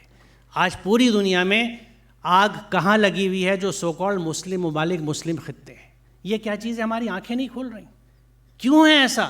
وہ تو کیا کہتا ہے کہ وَلَا تَهِنُوا وَلَا تَحْزَنُوا وَأَنْتُمُ الْأَعْلَوْنَ إِن كُنتُم مُؤْمِنِينَ، کہ تم رنجیدہ نہ ہو، غم نہ کھاؤ، تم ہی اعلون میں سے رہو گے. You will be best of the best ان کنتم مومنین، اگر تم مومن ہوئے. تو اگر ہم نہیں ہیں اعلون میں سے تو اس کا نام مومن نہیں ہے. مومن نہیں ہے تو کیوں نہیں ہے؟ اس لیے کہ ام الکتاب طے کر کے رکھ دی ہے. جو رسی تھی اللہ کی کاٹ دی ہے، رشتہ منتقل، پلگ نکال لیا ساکٹ سے، کرنٹ کہاں سے آئے گا؟ جمود ہے، جامد ہے. کچھ چیزیں ہیں جس میں گھوم رہے ہیں اور سمجھ رہے ہیں کہ ٹھیک ہے. اگر یہ ٹھیک ہے تو پھر کیا غلط ہے؟ اور اگر یہ ٹھیک ہے تو ہم غلط ہیں. ہمارے پاس ابھی وقت ہے جاگنے کا، اٹھنے کا، اصلاح کرنے کا. کیا تم نے اسے دیکھا جس نے اپنی خواہش نفس کو اپنے خدا بنا لیا؟ یہ میں نے شروع میں بھی ذکر کیا تھا، اس لیے میں آگے بڑھتا ہوں اس سے. اے بنی آدم، کیا میں نے تم کو ہدایت نہ کی تھی کہ شیطان کی بندگی نہ کرو؟ یہاں عبدیت اور ربوبیت اور عبادت کی وضاحت ہوتی ہے کہ ولا تعبدوا شیطان ہے. تو اگر یہ عبد اور عبادت ہمارے محدود عبادت کے تصور سے ہوتی تو شیطان کی مسجد کہاں ہے جہاں شیطان کی نماز پڑھی جائے؟ اگر اللہ کی عبادت و بندگی، نماز، روزہ، زکوٰۃ، حج فرض ہے خالی، تو شیطان کے روزے کون رکھتا ہے؟ چلو شیطان کے تو کچھ روزے ہیں جو کہے جاتے ہیں، عید کے دن کا ہے، لیکن مسجد کہاں ہے؟ مسجد زرار کا تو ذکر سنتے ہیں، مسجد شیطان کا تو کوئی ذکر بھی نہیں آتا. تو یہاں وضاحت ہے اس کنٹراسٹ کے اندر کہ اللہ کی بندگی کا کیا مطلب ہے جب اللہ کہتا ہے کہ اللہ کی بندگی نہ کرو اور شیطان کی بندگی نہ کرو، میری ہی بندگی کرو. اب دیکھیں یہ کنسرن جو میں نے ذکر کیا تھا شروع میں تھوڑا سا بیچ میں، کہ پھر کیا تم اس وقت موجود تھے جب یعقوب اس دنیا سے رخصت ہو رہا تھا؟ اس نے مرتے وقت اپنے بیٹے سے پوچھا بچوں میرے بعد تم کس کی بندگی کرو گے؟ ان سب نے جواب دیا ہم اسی خدا کی بندگی کریں گے جسے آپ نے اور آپ کے بزرگوں ابراہیم، اسماعیل اور اسحاق نے خدا مانا ہے، اور ہم اسی کے مسلم ہیں. کتنی خوبصورت بات ہے. وَنَحْنُ لَهُ مُسْلِمُونَ. کیا ہم میں یہ ہمت ہے؟ مجھ میں نہیں ہے، کیونکہ میں اس کا مسلم بننے کی کوشش کر رہا ہوں. کب ہوا ہوں؟ پتہ نہیں کتنے احکامات ہیں جن کو میں نہیں عمل کر پا رہا، اور یہاں میں صرف اس کی رحیمی اور کریمی کا منتظر ہوں کہ شاید میں پکڑ سے بچ جاؤں. کیونکہ میں اپنی اس مادی زندگی میں اپنے آپ کو اتنا نہیں بڑھا سکا کہ وہ فلاح پا جاؤں جس کا میں منتظر ہوں. لیکن یا اللہ میں کوشش کرتا ہوں کہ مسلم بن سکوں، میں مسلم بنوں. لہو مسلم وَنَحْنُ لَهُ مُسْلِمُونَ. غور کیجیے گا اس بات کہ ہم اسی کے مسلم ہیں. ہر شخص کا درجہ اس کے عمل کے لحاظ سے، اور تمہارا رب لوگوں کے اعمال سے بے خبر نہیں ہے. اگر ہم قرآن پہ ایمان رکھتے ہیں اور قرآن کا ایک ایک لفظ صحیح ہے تو اس آیت کی روشنی میں بے عملی کی کہیں گنجائش ہے؟ اسلام کے اندر. یعنی as you sow shall you reap. جو آپ بوئیں گے وہی کاٹیں گے, جو یہاں بچوں کے معاملے میں بھی آیا. زندگی بھر چائے میں نمک گھولا تو میٹھی چائے ملے گی نہیں. میرے پاس بھی کالج میں آتے ہیں کہ اب کیا کروں, اب کیا ہو سکتا ہے, اب گئی بیٹی تو میں کیا کروں, قصور آپ کا تھا, نمک گھولا تھا تو میٹھی چائے کہاں سے ملے گی. اپنے معاملے کنٹرول نہیں ہوتے, اپنے نفس پہ, اپنے جانور پہ قابو نہیں پایا گیا, بچوں کی تربیت کہاں سے ہوگی. قرآن سے جڑے نہیں, رسی اپنی کاٹ دی. دیکھیے جس طرح ماں کے پیٹ میں وہ نلی ہوتی ہے جو غذائیت ماں کے جسم سے بچے میں منتقل کرتی ہے, اور جب بچہ پیدا ہوتا ہے تو وہ قدرتاً بڑا زبردست میکینزم ہے. جہاں دیکھیے اللہ تعالیٰ کی تخلیق کے نمونے ہیں, خود بخود کس طرح وہ ڈٹیچ ہوتی ہے. ایک نشان ناف کا چھوڑتی ہے ہمارے. یہ وہ رسی ہے جس سے سامان ربوبیت اس ماں کے جسم سے اس بچے کے پیٹ میں پہنچ رہا تھا, اس بچے کے جسم میں شامل ہو رہا تھا, اس کی بڑھوار ہو رہی تھی. یہ بچہ تھا کہاں؟ مادر رحم میں, ماں کے پیٹ میں. یہاں رحم کی وضاحت ہے. وہ رحیم ہے. جس طرح رحم میں بچے کو رکھا جاتا ہے پوری حفاظت کے ساتھ, پورے اہتمام کے ساتھ, ایسا وہ ہر بندے کو رکھنا چاہتا ہے. کہتا میں تو رحیم ہوں. ہم اس کی آغوش میں آنے کے لیے خود تیار نہیں ہوتے. اس کی باہیں کھلی ہوئی ہیں, ہم اس رحم مادر میں جانے کے لیے تیار نہیں ہوتے. یہ ایک رحم مادر سے دوسرے رحم مادر کا سفر ہے. ایک رحم مادر 9 ماہ کی ہے, دوسری 70 80 90 سال کی جتنی عمر ہو. یہ دنیا بھی رحم مادر بن سکتی ہے اگر ہم اپنی کنیکشن امبلیکل کارڈ کو جوڑ کے رکھیں, اور وہ ہے قرآن کریم. وہ اللہ کی رسی ہے. اس سے رشتہ ٹوٹ گیا تو وہ جو آرگینک لنک تھا ماں و بیٹی کے بیچ میں وہ ختم ہو گیا, بچہ دنیا میں آ گیا. ہم نے وہ لنک اللہ سے توڑ دیا اور کچھ کرتے پھر رہے ہیں, لیکن اس لنک کو نہیں جوڑ رکھا. تو وہ سامان ربوبیت آئے گا کہاں سے؟ آتے ہیں غیب سے. یہ مضامین خیال میں غالب سریر خامہ نوائے سروش ہے. تو یہ جو غیب سے چیز آتی ہے, یہ کنیکشن ملنے کی تو بات ہے نا. ذہن میں آج اگر میں نعوذ باللہ یہ سوچنے لگوں کہ اللہ نے مجھے بڑی عقل دے دی, بڑا انٹلیکچوئل ہو گیا اور بہت باتیں کر رہا ہوں, تو میں کبر کا شکار ہوا, میں شیطان کے راستے پہ چلا گیا. جو ہے اس کی عطا ہے. سمجھ دی اس نے دی, فہم دیا اس نے دیا, بولنے کی صلاحیت دی اس نے دی. اس کا کرم ہے کہ مجھے استعمال کر لیا اس کام کے لیے. میری حیثیت نہیں ہے, کسی کی کوئی حیثیت نہیں, ہم کچھ نہیں کرتے. ہمارے ہاں میں ہے ہی نہیں. میں شوڈ ناٹ ایگزسٹ. میرا وجود کچھ نہیں ہے. اور سائنٹیفکلی اگر آپ دیکھیں یہ کائنات اتنی وسیع ہے کہ انسان کا وجود اس میں ہے ہی نہیں. نیگلیجبل کوانٹیٹیز جو ہوتی ہیں, نیگلیجبل. اس یونیورس کو آپ دیکھ لیجئے. ہماری جو صرف میں اکثر اس بات کو بتاتا ہوں کیونکہ اس سے اللہ کی عظمت کا احساس ہوتا ہے کہ جو ہماری کہکشاں ہے ملکی وے, یہ گیلیکسی, اس کے ایک بازو سے دوسرے بازو سفر کرنے کے لیے 1,00,000 لائٹ ایئرس آپ کو ٹریول کرنا ہے. لائٹ ایئر 1 سال میں روشنی جتنا چلتی ہے, آپ اندازہ لگائیے. 1 سیکنڈ میں 3,00,000 کلومیٹر چلتی ہے. تو 60 سے ضرب دیں گے تو منٹ بنا, 24 سے ضرب دیں گے تو دن بنا, 30 سے ضرب دیں, اور یہاں پھر کمپیوٹر نہیں چلیں گے, فیل ہو گئے. 30 سے ضرب دیں گے تو مہینہ, اور پھر 12 سے ضرب دیں گے تو 1 سال. 1 سال میں روشنی جتنا سفر کر لیتی ہے وہ 1 نوری سال یا 1 لائٹ ایئر بنتا ہے. صرف اس گیلیکسی کے ایک بازو سے دوسرے بازو میں 1,00,000 لائٹ ایئرس کا فاصلہ ہے.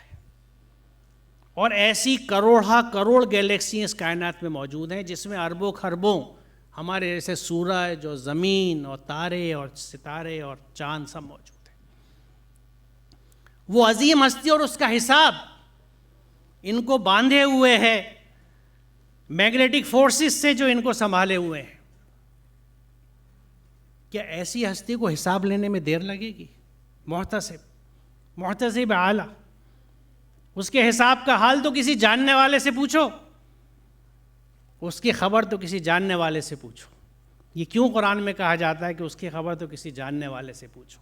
ہم کہتے ہیں نہیں، یہ سب جان پہچان تو دنیاوی کام ہے، دین سے باہر کی بات ہے۔ یہ بہت بڑی ٹریجڈی تھی جو اس خطے کے اوپر، اس سب کانٹیننٹ اور کہیں نہیں ہے۔ یہ دو دھڑوں کی تقسیم علم کی کہیں اور نہیں ہے۔ اللہ کا شکر ہے اب دھڑے کچھ ملتے جا رہے ہیں، سمجھ میں آ رہی ہے بات کہ قرآن ایک علم کی بات کرتا ہے، علم ایک ہے، شعبے تخصیص اختصاص الگ الگ ہیں، کسی طرف بھی جائیے لیکن علم کو تقسیم مت کیجیے، اپنے اسپیشلائزیشن جس کو جو لے لیں۔ تو بہرحال عمل اصل چیز ہے، اور جو ایمان ہے وہ عمل ہے۔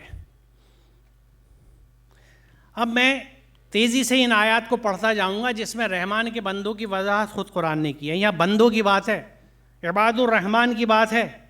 رحمان کے بندے وہ ہیں جو زمین پر نرم چال چلتے ہیں، اور جاہل ان کے منہ کو آئیں تو کہہ دیتے ہیں کہ تم کو سلام، جو اپنے رب کے حضور سجدے اور قیام میں راتیں گزارتے ہیں۔ یہاں میں ایک چیز کی وضاحت کروں تو جاہل ان کے منہ کو آئیں تو کہتے تھے سلام، جاہل کا مطلب عموماً الٹریٹ سمجھا جاتا ہے۔ جہالت لٹریسی سے کوئی تعلق نہیں ہے، آپ پڑھے لکھے ہیں یا نہیں، جہالت ہے اڑیل پن، ایڈامینسی۔ وہ چٹان جو اڑی رہے ہلے نہیں، اس کے لیے جہیلا کا لفظ استعمال ہوتا ہے۔ تو جو اڑیل لوگ ہیں اپنی سوچ پہ نہیں جی نہیں یہ تو ایسے ہی ہوتا تھا، تم پتہ نہیں کیا بات کر رہے ہو، ہمارے تو سب ایسے کرتے آ رہے تھے، ہمارے گھر میں تو لو جی لو، ہمارے یہاں سے تو برسوں میں شادی کی رسم ہو رہی ہے، تم عجیب آئے 2 دن کے مسلمان ہو کے قرآن لے کے آ گئے کہ یہ رسم نہیں ہوگی وہ رسم نہیں ہوگی۔ واہ، جہیز نہیں لیں گے تو کیسے کام چلے گا؟ ناک نیچے نہیں ہو جائے گی کہ لڑکی لائے کیا ہے، بالکل خالی ہاتھ آ گئی، فقیر کی بیٹی تھی کیا، پھکٹ آ گئی؟ یہ سب جملے سننے کو ملتے ہیں۔ یہ تو ایسے ہی ہوتا تھا صاحب، یہ جو ایسے ہی ہوتا تھا، یہ وہ جاہل ہیں جن کو سلام کر کے الگ ہونے کی بات ہے نا۔ آج کل ہمارے یہاں سب سے زیادہ عام ہے وہ جو ایک دھبا ہمارے اوپر وجود میں آیا تھا مملکت خداداد کے نام سے، وہاں ہری پگڑی لال کو مار رہی ہے، لال کالی کو مار رہی ہے، اس کی مسجد میں بم اور تیری مسجد میں بم، میری مسجد میں AK-47، اور ہر کام اللہ کے نام پہ، اسلام کے نام پہ ہو رہا ہے۔ اس حساب سے دیکھیں تو ہر ایک گروپ دوسرے کو کافر کہہ رہا ہے، تو مسلمان تو کہیں ہے ہی نہیں۔ مسلمان شاید ہندوستان میں رہنے والے ہم جیسے لوگ ہیں جو مسلمان بننے کی کوشش کر رہے ہیں، ورنہ اس مملکت خداداد میں بار بار اس زور دے رہا ہوں کہ اس زوم میں وجود میں آئی تھی، وہاں پہ کوئی گروہ مسلمان ہی نہیں، ایک دوسرے کو کافر ہی کہتے رہتے ہیں، جو جھوٹ کے گواہ نہیں بنتے، اور کسی لغو چیز پر ان کا گزر ہو جائے تو شریف آدمی کی طرح گزر جاتے ہیں، جنہیں جب ان کے رب کی آیات سنائی جاتی ہیں تو ان پر بہرے اور اندھے بن کر نہیں گرتے، یعنی اللہ کی آیات پہ بھی غور و فکر اور تدبر کرتے ہیں۔ یہ نقطہ بہت اہم ہے۔ رحمان کے بندے کی یہ شان بتائی جا رہی ہے کہ اللہ کی آیات بھی ان کے سامنے آتی ہیں تو اندھے بہرے بن کے نہیں گرتے، ان پہ غور و فکر کرتے ہیں۔ ہمیں واٹس ایپ پہ جو میسج ملتا ہے فٹافٹ آگے فارورڈ کر دیتے ہیں، تحقیق نہیں، غور و فکر نہیں کہ یہ بات کہہ رہا ہے صحیح ہے غلط ہے، میں کیوں کروں۔ وجہ یہ ہے کہ دیکھیے کبھی کبھی ایک ایبریشن ہوتا ہے، غلطی ہوتی ہے، اس کو اجتماعیت کا رنگ نہیں دینا چاہیے۔ ایک تاریخی کچھ وجوہات سے عقل کا استعمال ہمارے ہاں بین کر دیا گیا، لگ بھگ تقریباً مذہبیات کے معاملے میں، دین کے معاملے میں۔ بولنا نہیں، سوچنا نہیں، جو کہا گیا وہ کرو، سوال کرتے ہو۔ قرآن کیا کہتا ہے عقل کے معاملے میں؟ دیکھیے، یقیناً خدا کے نزدیک بدترین قسم کے جانور وہ بہرے گونگے لوگ ہیں جو عقل سے کام نہیں لیتے۔ اور یہاں دابا کا لفظ استعمال کیا ہے اللہ رب العزت نے، ناس بھی نہیں کہا، کیونکہ وہ انسان گنتا نہیں رب ان کو، کریچرز، مخلوق۔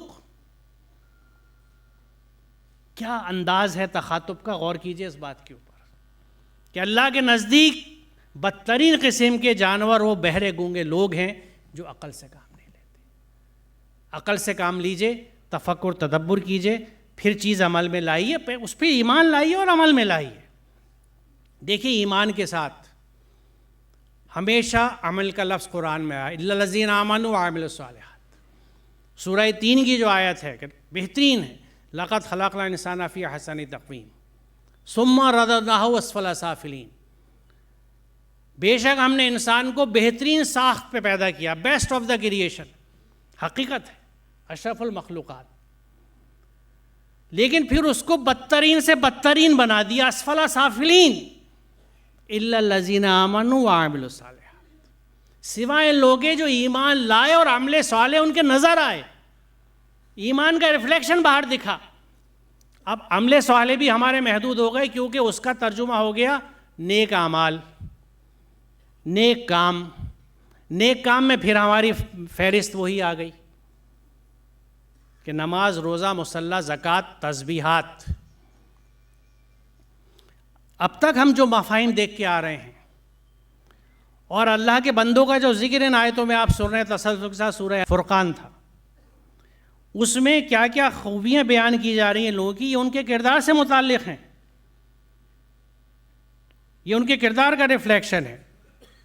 اور دیکھیے، جو دعائیں مانگا کرتے ہیں کہ اے ہمارے رب ہمیں اپنی بیوی اور اپنی اولاد سے آنکھوں کی ٹھنڈک دے، اور ہم کو پرہیزگاروں کا، یہاں متقین لفظ بہتر ہے، پرہیزگاری میں وہ بات نہیں آ جی، ہمیں متقین کا امام بنا۔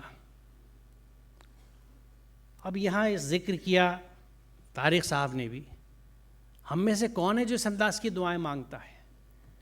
ہم نے تو مانگنا بھی چھوڑ دیا کہ ہماری بیوی اور ہماری اولاد آنکھوں کی ٹھنڈک کو، بلکہ میں یقین کے ساتھ کہتا ہوں کہ اس نوجوان مجمع کی اکثریت کو یہ بھی شاید پتہ نہ ہو کہ یہ بھی کوئی دعا ہوتی ہے کہ بیوی جو ہے یا اولاد جو ہے وہ آنکھوں کی ٹھنڈک ہو۔ اسی لیے انہیں قرۃ العین کا بھی مفہوم شاید سمجھ میں نہیں آتا کہ یہ آنکھوں کی ٹھنڈک کیا چیز ہوتی ہے۔ ہاں، ان اولادوں کے والدین اگر یہاں بیٹھے ہوں گے اکثریت کے، تو انہیں معلوم ہوگا کہ دل کی جلن کیا ہوتی ہے، جس اولاد کی وجہ سے ہو رہی ہے۔ تو اس دل کی جلن سے بچنا ہے تو آنکھوں کی ٹھنڈک مانگیے۔ جب گرمی پڑتی ہے تو ہم گرمی سے نجات کی دعا بھی مانگتے ہیں، ساتھ میں اس سے بچنے کے انتظام بھی کرتے ہیں۔ چھت پہ بھی مٹی ڈال دیتے ہیں، صحن میں چھڑکاؤ بھی کر لیتے ہیں، پنکھے بھی لگا لیتے ہیں، کولر بھی لگا لیتے ہیں، ایئر کنڈیشن بھی لگا لیتے ہیں، انتظامات بھی ہو رہے ہیں، دعا بھی ہو رہی ہے۔ ہمارے ہاں دعائیں تو کیسی حد تک کہیں بچی ہیں، عمل اور انتظامات ختم ہو گئے۔ ہم نے ہر کام جو اللہ نے ہمارے لیے دیا تھا، ہم نے واپس اللہ تعالی کی طرف موڑ دیا۔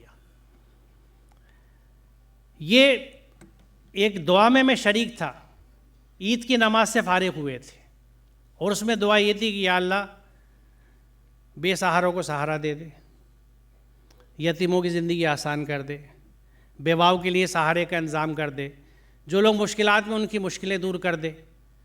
تو اللہ نے میرے دماغ میں یہ بات ڈالی کہ ہمیں کس لیے بنایا گیا تھا؟ یہ تو ہمیں کام دیے گئے تھے، خیر امت بنایا گیا تھا، اخریت للناس، انسانوں کے لیے ہمیں بپا کیا گیا تھا، نکالا گیا تھا۔ ایک تصور ہے یہ بپا کرنے والا۔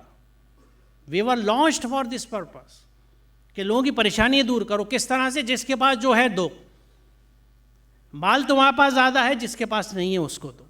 ایتاء ذی القربیٰ کا جو فلسفہ ہے، یہ والی جو قوم تھی، اب یہ والی قوم، ہم ہر ایک سے مانگ رہے ہیں، ڈیمانڈس ہیں، شکایتیں ہیں، فرمائشیں ہیں، ہم دے کیا رہے ہیں؟ میں سوچتا ہوں بیٹھ کے، آپ بھی سوچیے گا کہ میں جس محلے میں، جس گلی میں، جس علاقے میں رہ رہا ہوں، میں نے اس کو کچھ دیا ہے کیا ابھی تک؟ یہ ہمیشہ مانگا ہے۔ میں نے اپنے ماں باپ کو کچھ دیا ہے؟ کوئی نہیں دے سکتا ماں باپ کو کچھ، وہ اتنا کچھ کر دیتے ہیں۔ اسی لیے اللہ تعالیٰ نے یعنی بیشتر جگہ پہ اپنے بعد والدین کے لیے احسان کا حکم دیا ہے۔ آپ نہیں کچھ پے بیک کر سکتے، لیکن کیا اور کچھ نہیں کر سکتا میں؟ یا کتنا کیا ہے میں نے؟ یہ ہیں وہ لوگ جو اپنے صبر کا پھل منزل بلند کی شکل میں پائیں گے۔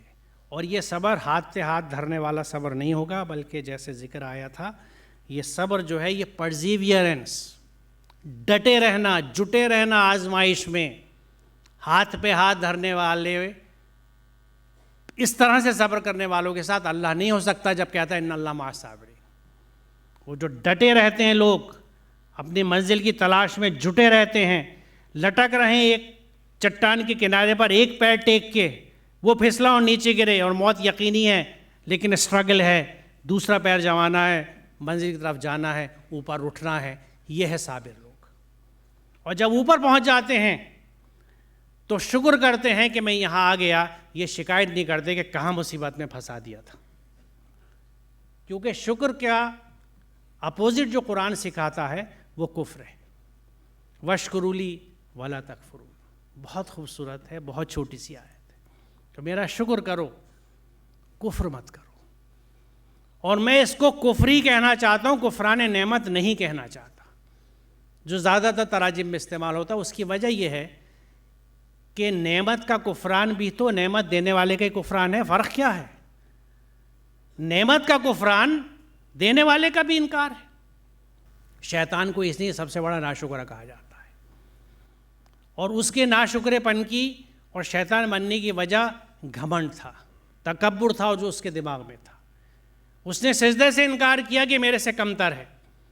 تو یہ ذہن میں رکھیے گا کہ تکبر، گھمنڈ، اور اس کی وجہ سے وہ میں جس کا میں ذکر کر رہا تھا کہ میں ہونی نہیں چاہیے. ہمیں یہ ذہن میں رکھنا چاہیے، ہمارے عمل میں یہ بات دکھے کہ میں ہوں نہیں.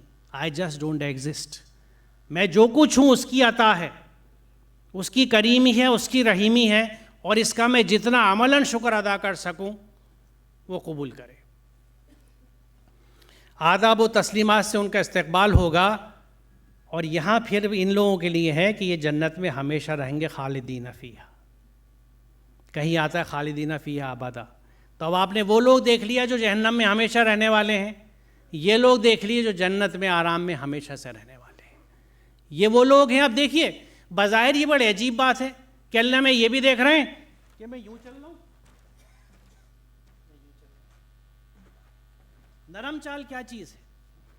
زمین پہ نرم چال. دوسری جگہ کہا گیا ہے کہ نہ تم زمین کو پھاڑ سکتے ہو، نہ پہاڑوں سے بلند ہو سکتے ہو.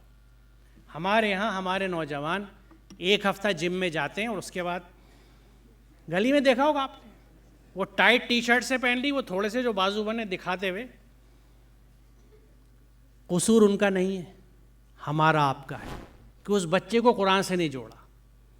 وہ آج غفلت کا شکار ہے. میں جواب دہ ہوں. وہ والدین، وہ محلہ، وہ سماج، وہ محلے داریاں ختم ہو گئیں.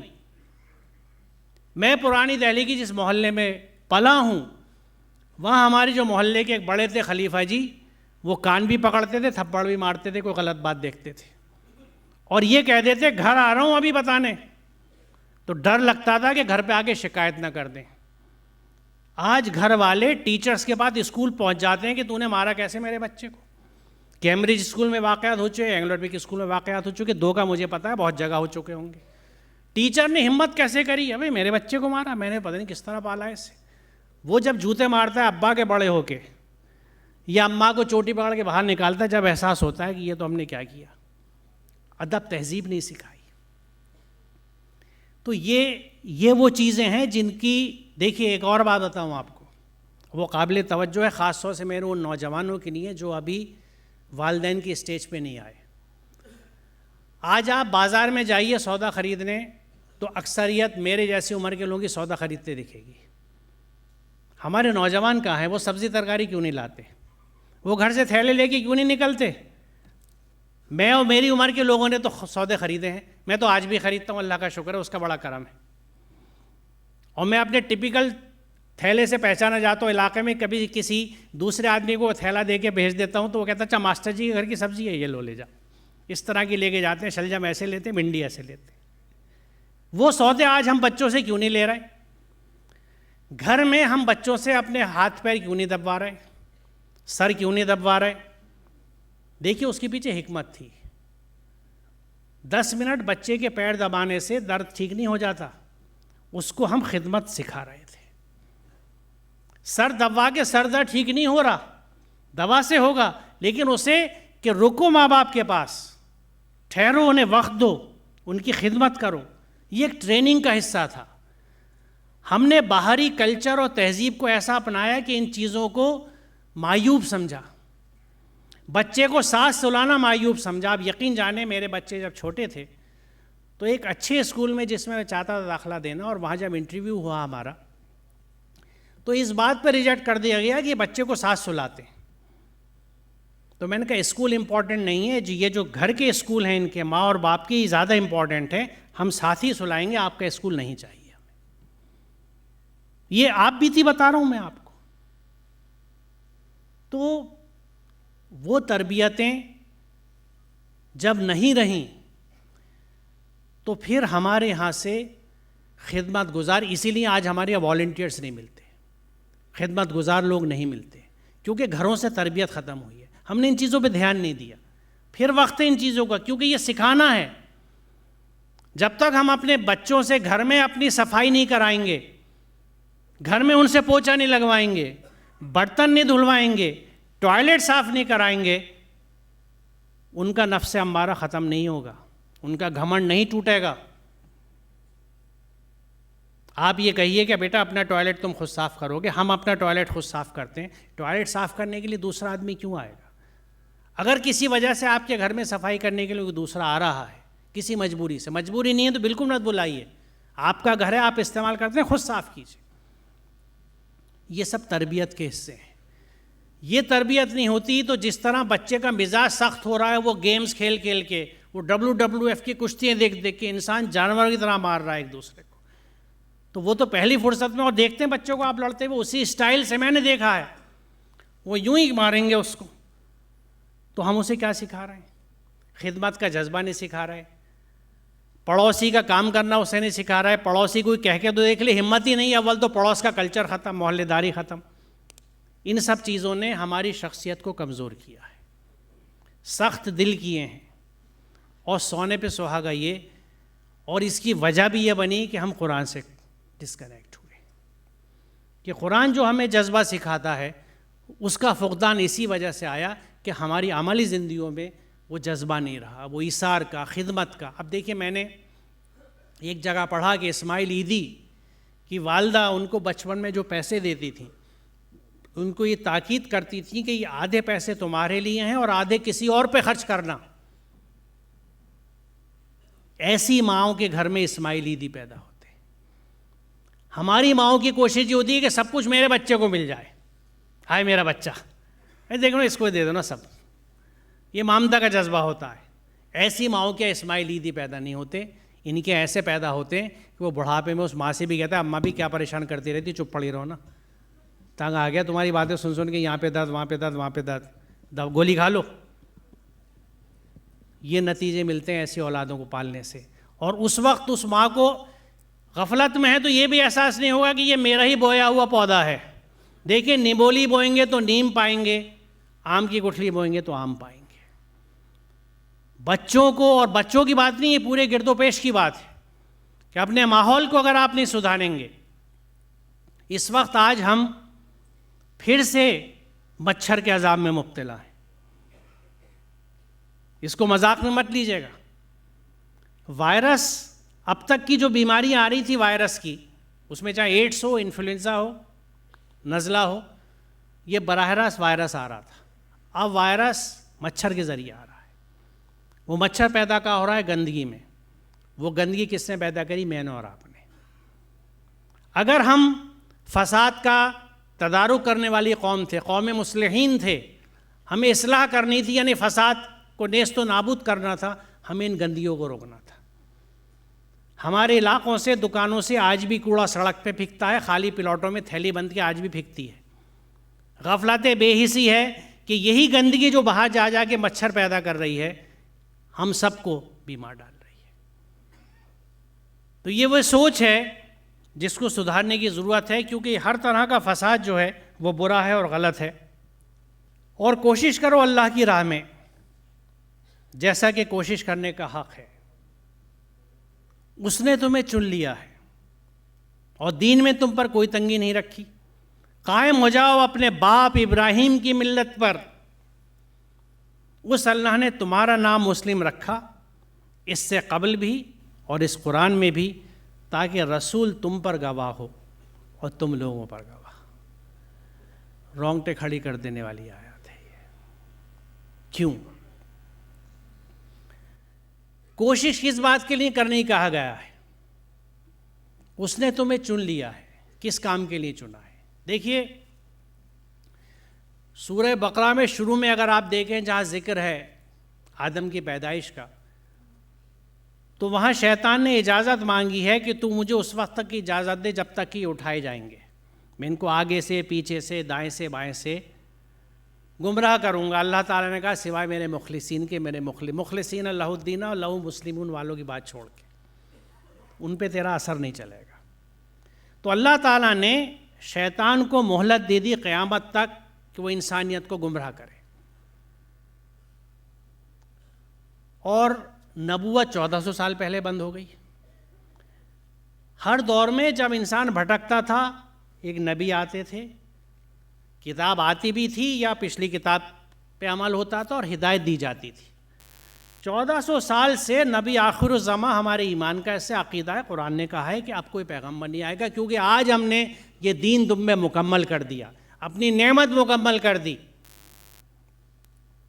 تو کیا نعوذ باللہ اللہ تعالیٰ ناانصاف ہے کہ بھٹکانے والے کو تو چھٹی اور راہ دکھانے والے کے راستے بند؟ نہیں، حقیقت دوسری ہے جس کی طرف سے ہم غافل ہیں۔ جب ایک ٹریننگ کا کورس چلتا ہے، پروفیشنل کورس چلتا ہے، تو جب کورس مکمل ہو جاتا ہے تو آخری دن ایک استاد آتا ہے اس کی تکمیل کے لیے، بالکل فائنل کرنے کے لیے۔ مان لیجیے جیسے میڈیسن کی کلاس ہے، اس کے بعد اب کوئی ڈاکٹر اس کلاس کو پڑھانے نہیں آتا، تعلیم مکمل ہو چکی، کیونکہ اب آج کے بعد سے اس کلاس کا ہر طالب علم بذات خود ڈاکٹر ہے۔ جس امت پہ دین مکمل کیا گیا، نبی آخر الزماں بنایا گیا، آپ تصور کیجئے اس کے ہر فرد کو اللہ نے کیا درجہ دیا نبی کا، کہ اب یہ تمہیں آگے لے جانا ہے، تمہیں چن لیا ہے۔ اور اس کو جوڑیے آخری حصے پہ کہ رسول تم پہ گواہ اور تم لوگوں پہ گواہ۔ رسول کیا گواہی دیں گے کہ یا اللہ میں نے تیرا قرآن، تیرا کلام، تیری ہدایت اس امت تک پہنچا دی تھی۔ کیا ہم اس گواہی کی پوزیشن میں ہیں کہ ہم نے اس چیز کو آگے بڑھا دیا تھا یا قیامت تک بڑھائیں گے؟ آپ تصور کیجئے، یہاں تو قرآن سے ہی نہیں جڑے، سمجھے ہی نہیں، عمل میں ہی نہیں لائے، ایمان پہ کام چلا رہے ہیں، عمل ہے نہیں۔ اور عمل سے وہ شخصیت بنتی جو رسول کریم کی تھی۔ آپ نے ایسی کانفرنسیں نہیں کری تھی، آپ کی تبلیغ بالعمل تھی، بالکردار تھی۔ لوگ متاثر ہوتے تھے کہ یہ ایسا آقا ہے جو غلام کو اپنے اونٹ پہ آدھے راستے بٹھا کے چلتا ہے، جو ناانصافی کبھی نہیں کرتا۔ آپ کبھی نوکر کو دسترخوان پہ بٹھا کے دیکھیں میں نے کچھ گھرانے، اور میں انہیں سلام کرتا ہوں کہ وہاں دسترخوان پہ نوکر کو ساتھ بٹھایا جاتا ہے، لیکن اتنا ضمیر، اتنا ظرف بہت کم لوگوں میں ہے کہ نوکر کو اس برابری کے درجے پہ رکھ سکے۔ تو یہ کردار تھا آپ کا۔ جب تک کردار نہیں ہوگا ہم اپنی بات لوگوں تک نہیں پہنچا سکتے۔ پھر جن میں پہنچانا ہے ان کے ساتھ ہماری نفرتیں، ہمارے جھگڑے آپس کے، میں اس سے نہیں ملوں گا، میں اس سے ملوں گا، میری مسجد میں تم نہیں آؤ گے، تمہاری مسجد میں میں نہیں آؤں گا، یہ کیا ہے؟ قرآن دیکھیے آپ خود کیا کیا چیز آپ کو بتائی جائے، جو لوگ جانتے ہیں اور باقی انشاءاللہ جانیں گے کہ یہ تفرقہ بازی اسلام میں ہے ہی نہیں۔ جو میں نے حدیث شروع میں کوٹ کری کہ واحد حل قرآن ہے، قرآن کی طرف لوٹ آئیں گے تو سارے تفرقے ختم، حق ایک ہے، راستہ ایک ہے۔ تو اللہ تعالیٰ نے ہمیں چنا ہے اس کام کے لیے کہ یہ پیغام حق لوگوں تک لے کے جائیں۔ تو جب تک ہم اسے سمجھیں گے نہیں، ہم بات آگے نہیں لے جا سکتے۔ اور دوسری بات یہ کہ قرآن کی ہر آیت اور حکم پہ عمل کرنا عبادت کا حصہ ہے۔ یہ بہت ایبسٹریکٹ تصور ہے، اور مجھے افسوس ہے کہ اردو کی کتاب اٹھائی، انگریزی کی کسی کی بھی، اسلامک پریئرس، اسلامی عبادات، ایک تو وہ پریئر نہیں ہے، اٹ از ٹوٹل سبمیشن، مکمل اطاعت ہے۔ قرآن کے ہر حکم پہ عمل کرنا عبادت ہے۔ جب آپ اچھا بول رہے ہیں آپ عبادت پہ مشغول ہیں۔ یہ کس نے کہا یہ عبادت نہیں ہے؟ کہیں کہیں فوکس میں تبدیلی ہے۔ دیکھیے یہاں یہ سرچ لائٹ مجھ پہ پڑ رہی ہے، تو خود بخود یہ اسٹیج کے باقی حصے اندھیرے میں چلے گئے. اگر یہ باقی لائٹیں بھی بند کر دیں آپ، یا گھٹاٹوپ اندھیرا ہو، تو صرف جس چیز پہ فوکس ہے وہ نظر آئے گی. باقی چیزیں چھپانے کی کوشش نہیں کی گئی ہے، لیکن وہ نظر نہیں آئیں گی.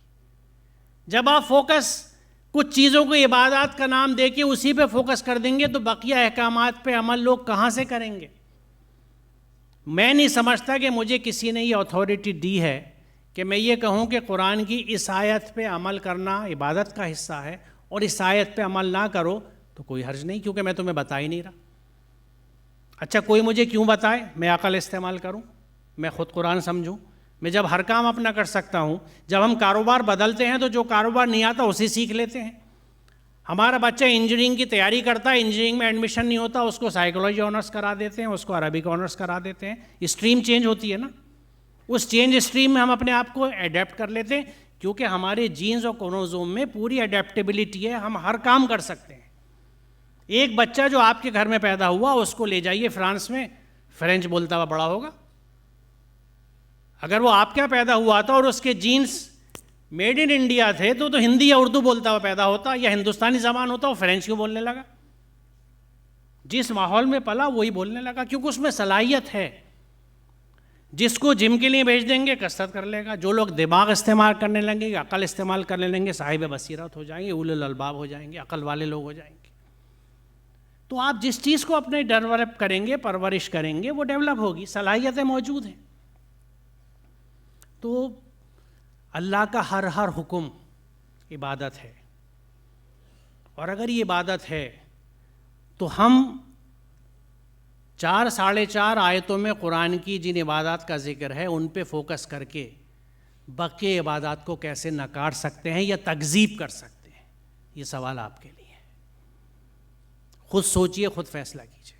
قرآن کیا کہتا ہے کہ تم کتاب کے ایک حصے پہ عمل کرتے ہو اور دوسرے پہ نہیں، تو تمہاری سزا اس کے سوا کیا ہے کہ تو دنیا میں ذلیل و خوار ہو کے رہو اور آخرت میں شدید ترین عذاب کی طرف لوٹا دیے جاؤ. بتائیے، کیا آج ہم ذلیل و خوار نہیں ہیں؟ تو ہمیں، کیونکہ قرآن کے جو احکامات ہیں، مثال کے طور پہ میں آپ سے عرض کروں، آخری بات کیونکہ میرا وقت بھی قریب الختم ہے، کہ سورہ نحل کی آیت نمبر 90 میں اس کا بہت ذکر کرتا ہوں کیونکہ بہت ضروری ہے وہ، اور بڑی مجھے اس سے لگاوٹ ہے.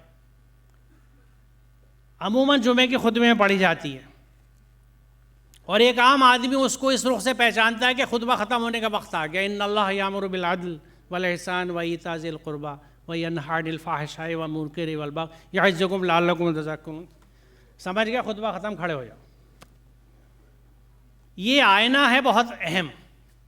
ان اللہ یامر بالعدل، بے شک اللہ تمہیں حکم دیتا ہے عدل کا.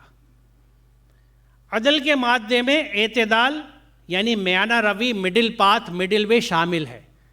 یعنی میانہ روی، بیچ کے راستے پہ چلنا، فرنجز، ایکسٹریمز ایوائڈ کرنا اللہ کا حکم ہے. اور جسٹس، عدل، انصاف. اگر ہم صرف اتنے ہی حصے پہ عمل کر لیں، کیونکہ ہر چیز کے ساتھ انصاف، رشتوں کے ساتھ انصاف، کیا میں نے انصاف کیا، حق ادا کر دیا، باپ ہونے کا، بیٹا ہونے کا، پڑوسی ہونے کا، شہری ہونے کا، اس ملک کے شہری ہونے کا بھی حق ہے مجھ پہ، اس شہر کے رہنے والے کا بھی، اس ملک کے، اپنے محلے کا، اپنے پڑوس کا، دوستوں کا، ہر انصاف کروں حقوق کے ساتھ. وَإِيتَاءِ ذِي الْقُرْبَى، اور پاس والے کو دو. اب یہاں پاس میں جو بھی ہے آپ کے، یہاں بھی ہندو، مسلم، سکھ، عیسائی کا کوئی فرق نہیں ہے، جو بھی آپ کے پاس ہے، کیونکہ قرآن آپ کو ایک دینے والا فرد بناتا ہے جو ہمیشہ کسی کو کچھ دیتا ہے. مجھ سے ایک دفعہ ایک طالب علم نے پوچھا ایسی ایک ڈسکشن میں کہ سر ہمارے پاس کچھ بھی نہ ہو تو ہم کیا دے سکتے ہیں؟ بر وقت اللہ نے میرے دماغ میں بات ڈالی. میں نے اس سے کہا کہ بیٹا اچھے اخلاق سے تو بات کر سکتے ہو، ایک مسکراہٹ تو دے سکتے ہو، کچھ نہیں ہے تو ایک یہ تو ہے کہ اچھے سے بات کر لو، اس سے مسکرا کے بات کر لو، اس کی کچھ تکلیف کم ہو جائے گی، اس کی ٹینشنز کچھ کم ہو جائیں گی. ہو سکتا ہے تنہائی کا شکار ہو، تم سے بات کرنا چاہتا ہو. اور آج کل کے بزرگ خاص طور سے ہمارے کچھ سماج میں یہ صورت حال ہے. تو ہمیں دینے کا حکم ہے. دیکھیے قرآن کہیں پہ بھی لینے کی بات نہیں کرتا، وہ صرف ہمیں سکھا دیا اس نے شروع میں ہی سورہ فاتحہ میں کہ ایاک نعبد و ایاک نستعین، ہم تیرے ہی غلام ہیں، تیرے ہی بندے اور آقا. یعنی ایسا سربھرا نوکر ہے کہ مالک تیرا غلام ہوں، تجھ سے لوں گا، کسی سے نہیں لوں گا. ضد ہے میری، تو دے، کر ذریعے پیدا. ہاں محنت میں کر رہا ہوں تیرے حکم کے حساب سے، پوری کوشش سے لگا ہوا ہوں. پھنس جاتا ہوں تو صبر بھی کرتا ہوں، استقامت کے ساتھ ڈٹا رہتا ہوں، لیکن دے گا تو ہی، میں تجھ سے مانگوں گا.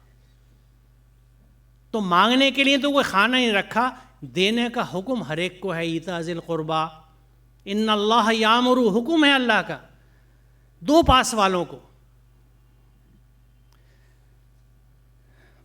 ان اللہ یامر بالعدل والاحسان وایتاء ذی القربیٰ، پاس والوں کو دو اور احسان کرو. احسان صرف لین دین میں نہیں ہوتا، کسی بھی چیز کا بہتر جواب احسان ہے. حسن کی سپرلیٹو فارم، یعنی جو آپ کے ساتھ جیسا کر رہا اس سے اور اچھا کیجئے، اس کے ساتھ اور اچھا رویہ رکھیے اس کے ساتھ. وَيَنْهَا عَنِ الْفَحْشَاءِ وَالْمُنْكَرِ وَالْبَغْيِ، اور تین چیزوں سے منع کیا ہے کہ فحش کے پاس مت جانا، اور منکرات جو خلاف عقل چیزیں ان کے پاس مت جانا، اور بغاوت مت کرنا.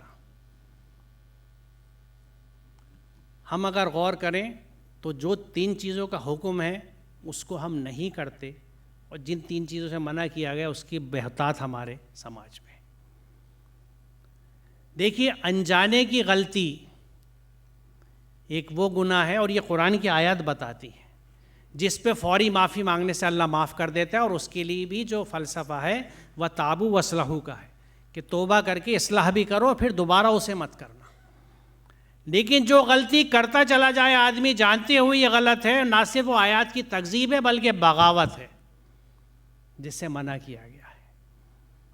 یہ سورہ نحل کی آیت، ینہیٰ عن الفحشاء والمنکر والبغی، بغاوت ہے. یہ معلوم ہے یہ چیز غلط ہے، پھر بھی کرنا، گنجائشیں نکالنا، مصلحتیں نکالنا، ادھر سے پھیر کے ادھر سے پھیر کے کرنا نہیں. قرآن میں نہیں ہے تو نہیں ہے. دیکھیے اس معاملے میں کوئی گرے ایریا نہیں ہے، آئدر اٹ از وائٹ اور بلیک، یا تو ایمان میں ہے یا نہیں ہے. کیونکہ جب بھی آپ اللہ کے حکم سے، ہم اللہ کے حکم سے ہٹتے ہیں تو کسی اور حکم میں جاتے ہیں، سماج کے، رشتوں کے، اپنے نفس کے. یہیں پہ وہ گدلا پن آ گیا جس کو اللہ پسند نہیں کرتا. وہ صرف اپنے حکم کی اتباع چاہتا ہے کیونکہ اس کی حکومت اکیلی ہے، وہ کسی اور کی حکومت کو پسند نہیں کرتا.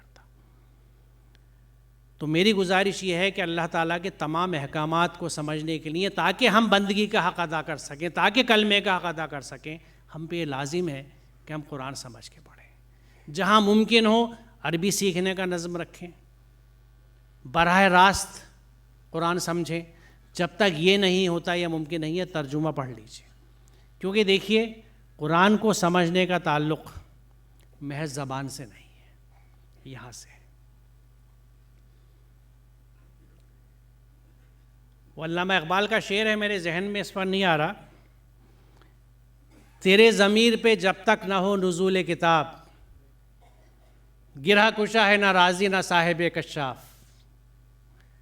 تیرے ضمیر پر جب تک نہ ہو نزول کتاب، جب تک کتاب اندر نہیں اترے گی، وہ محبت پیدا نہیں ہوگی کہ اندر اترتی چلی جائے، تو کوئی بھی تفسیر آپ کی کوئی گرہ نہیں کھول سکتی. شروعات تو یہاں سے ہونی ہے، کیونکہ اللہ کا کلام ہے، اس کے معجزات بہت ہیں.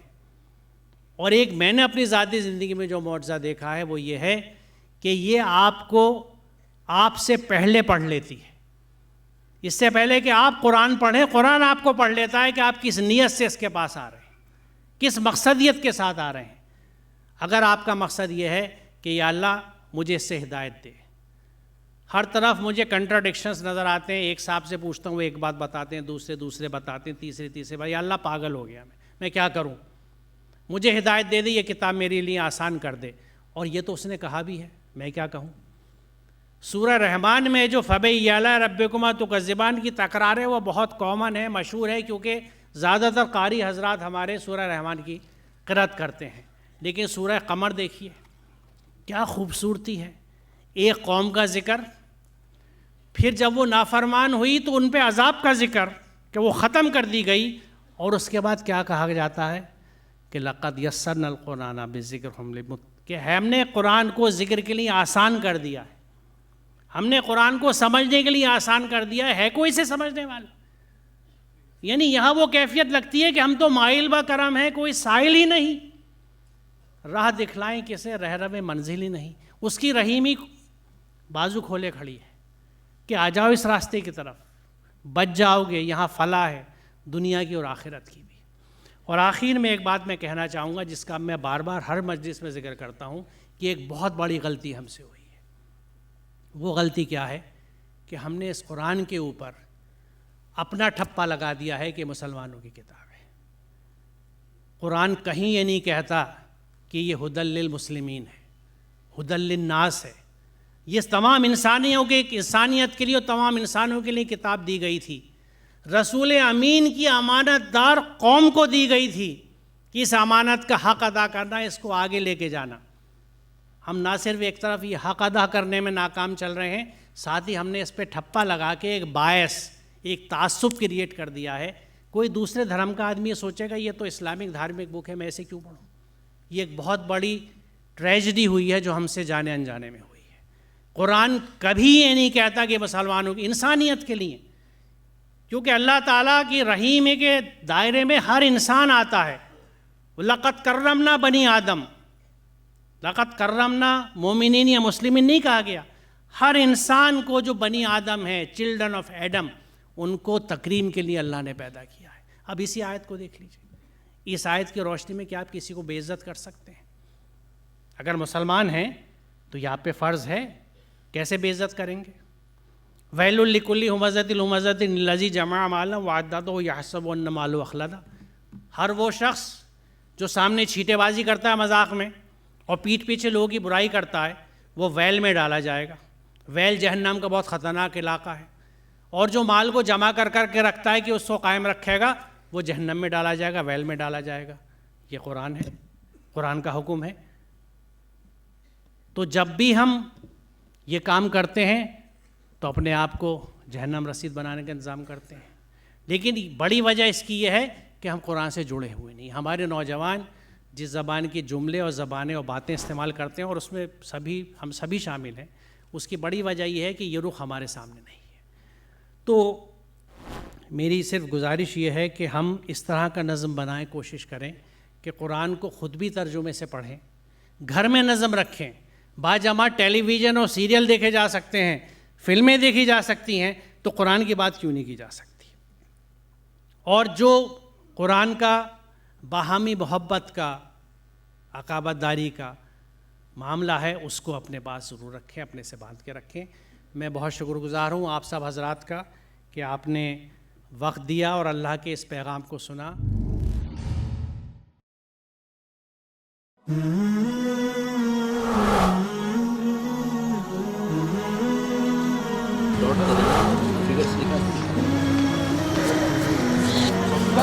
Gracias.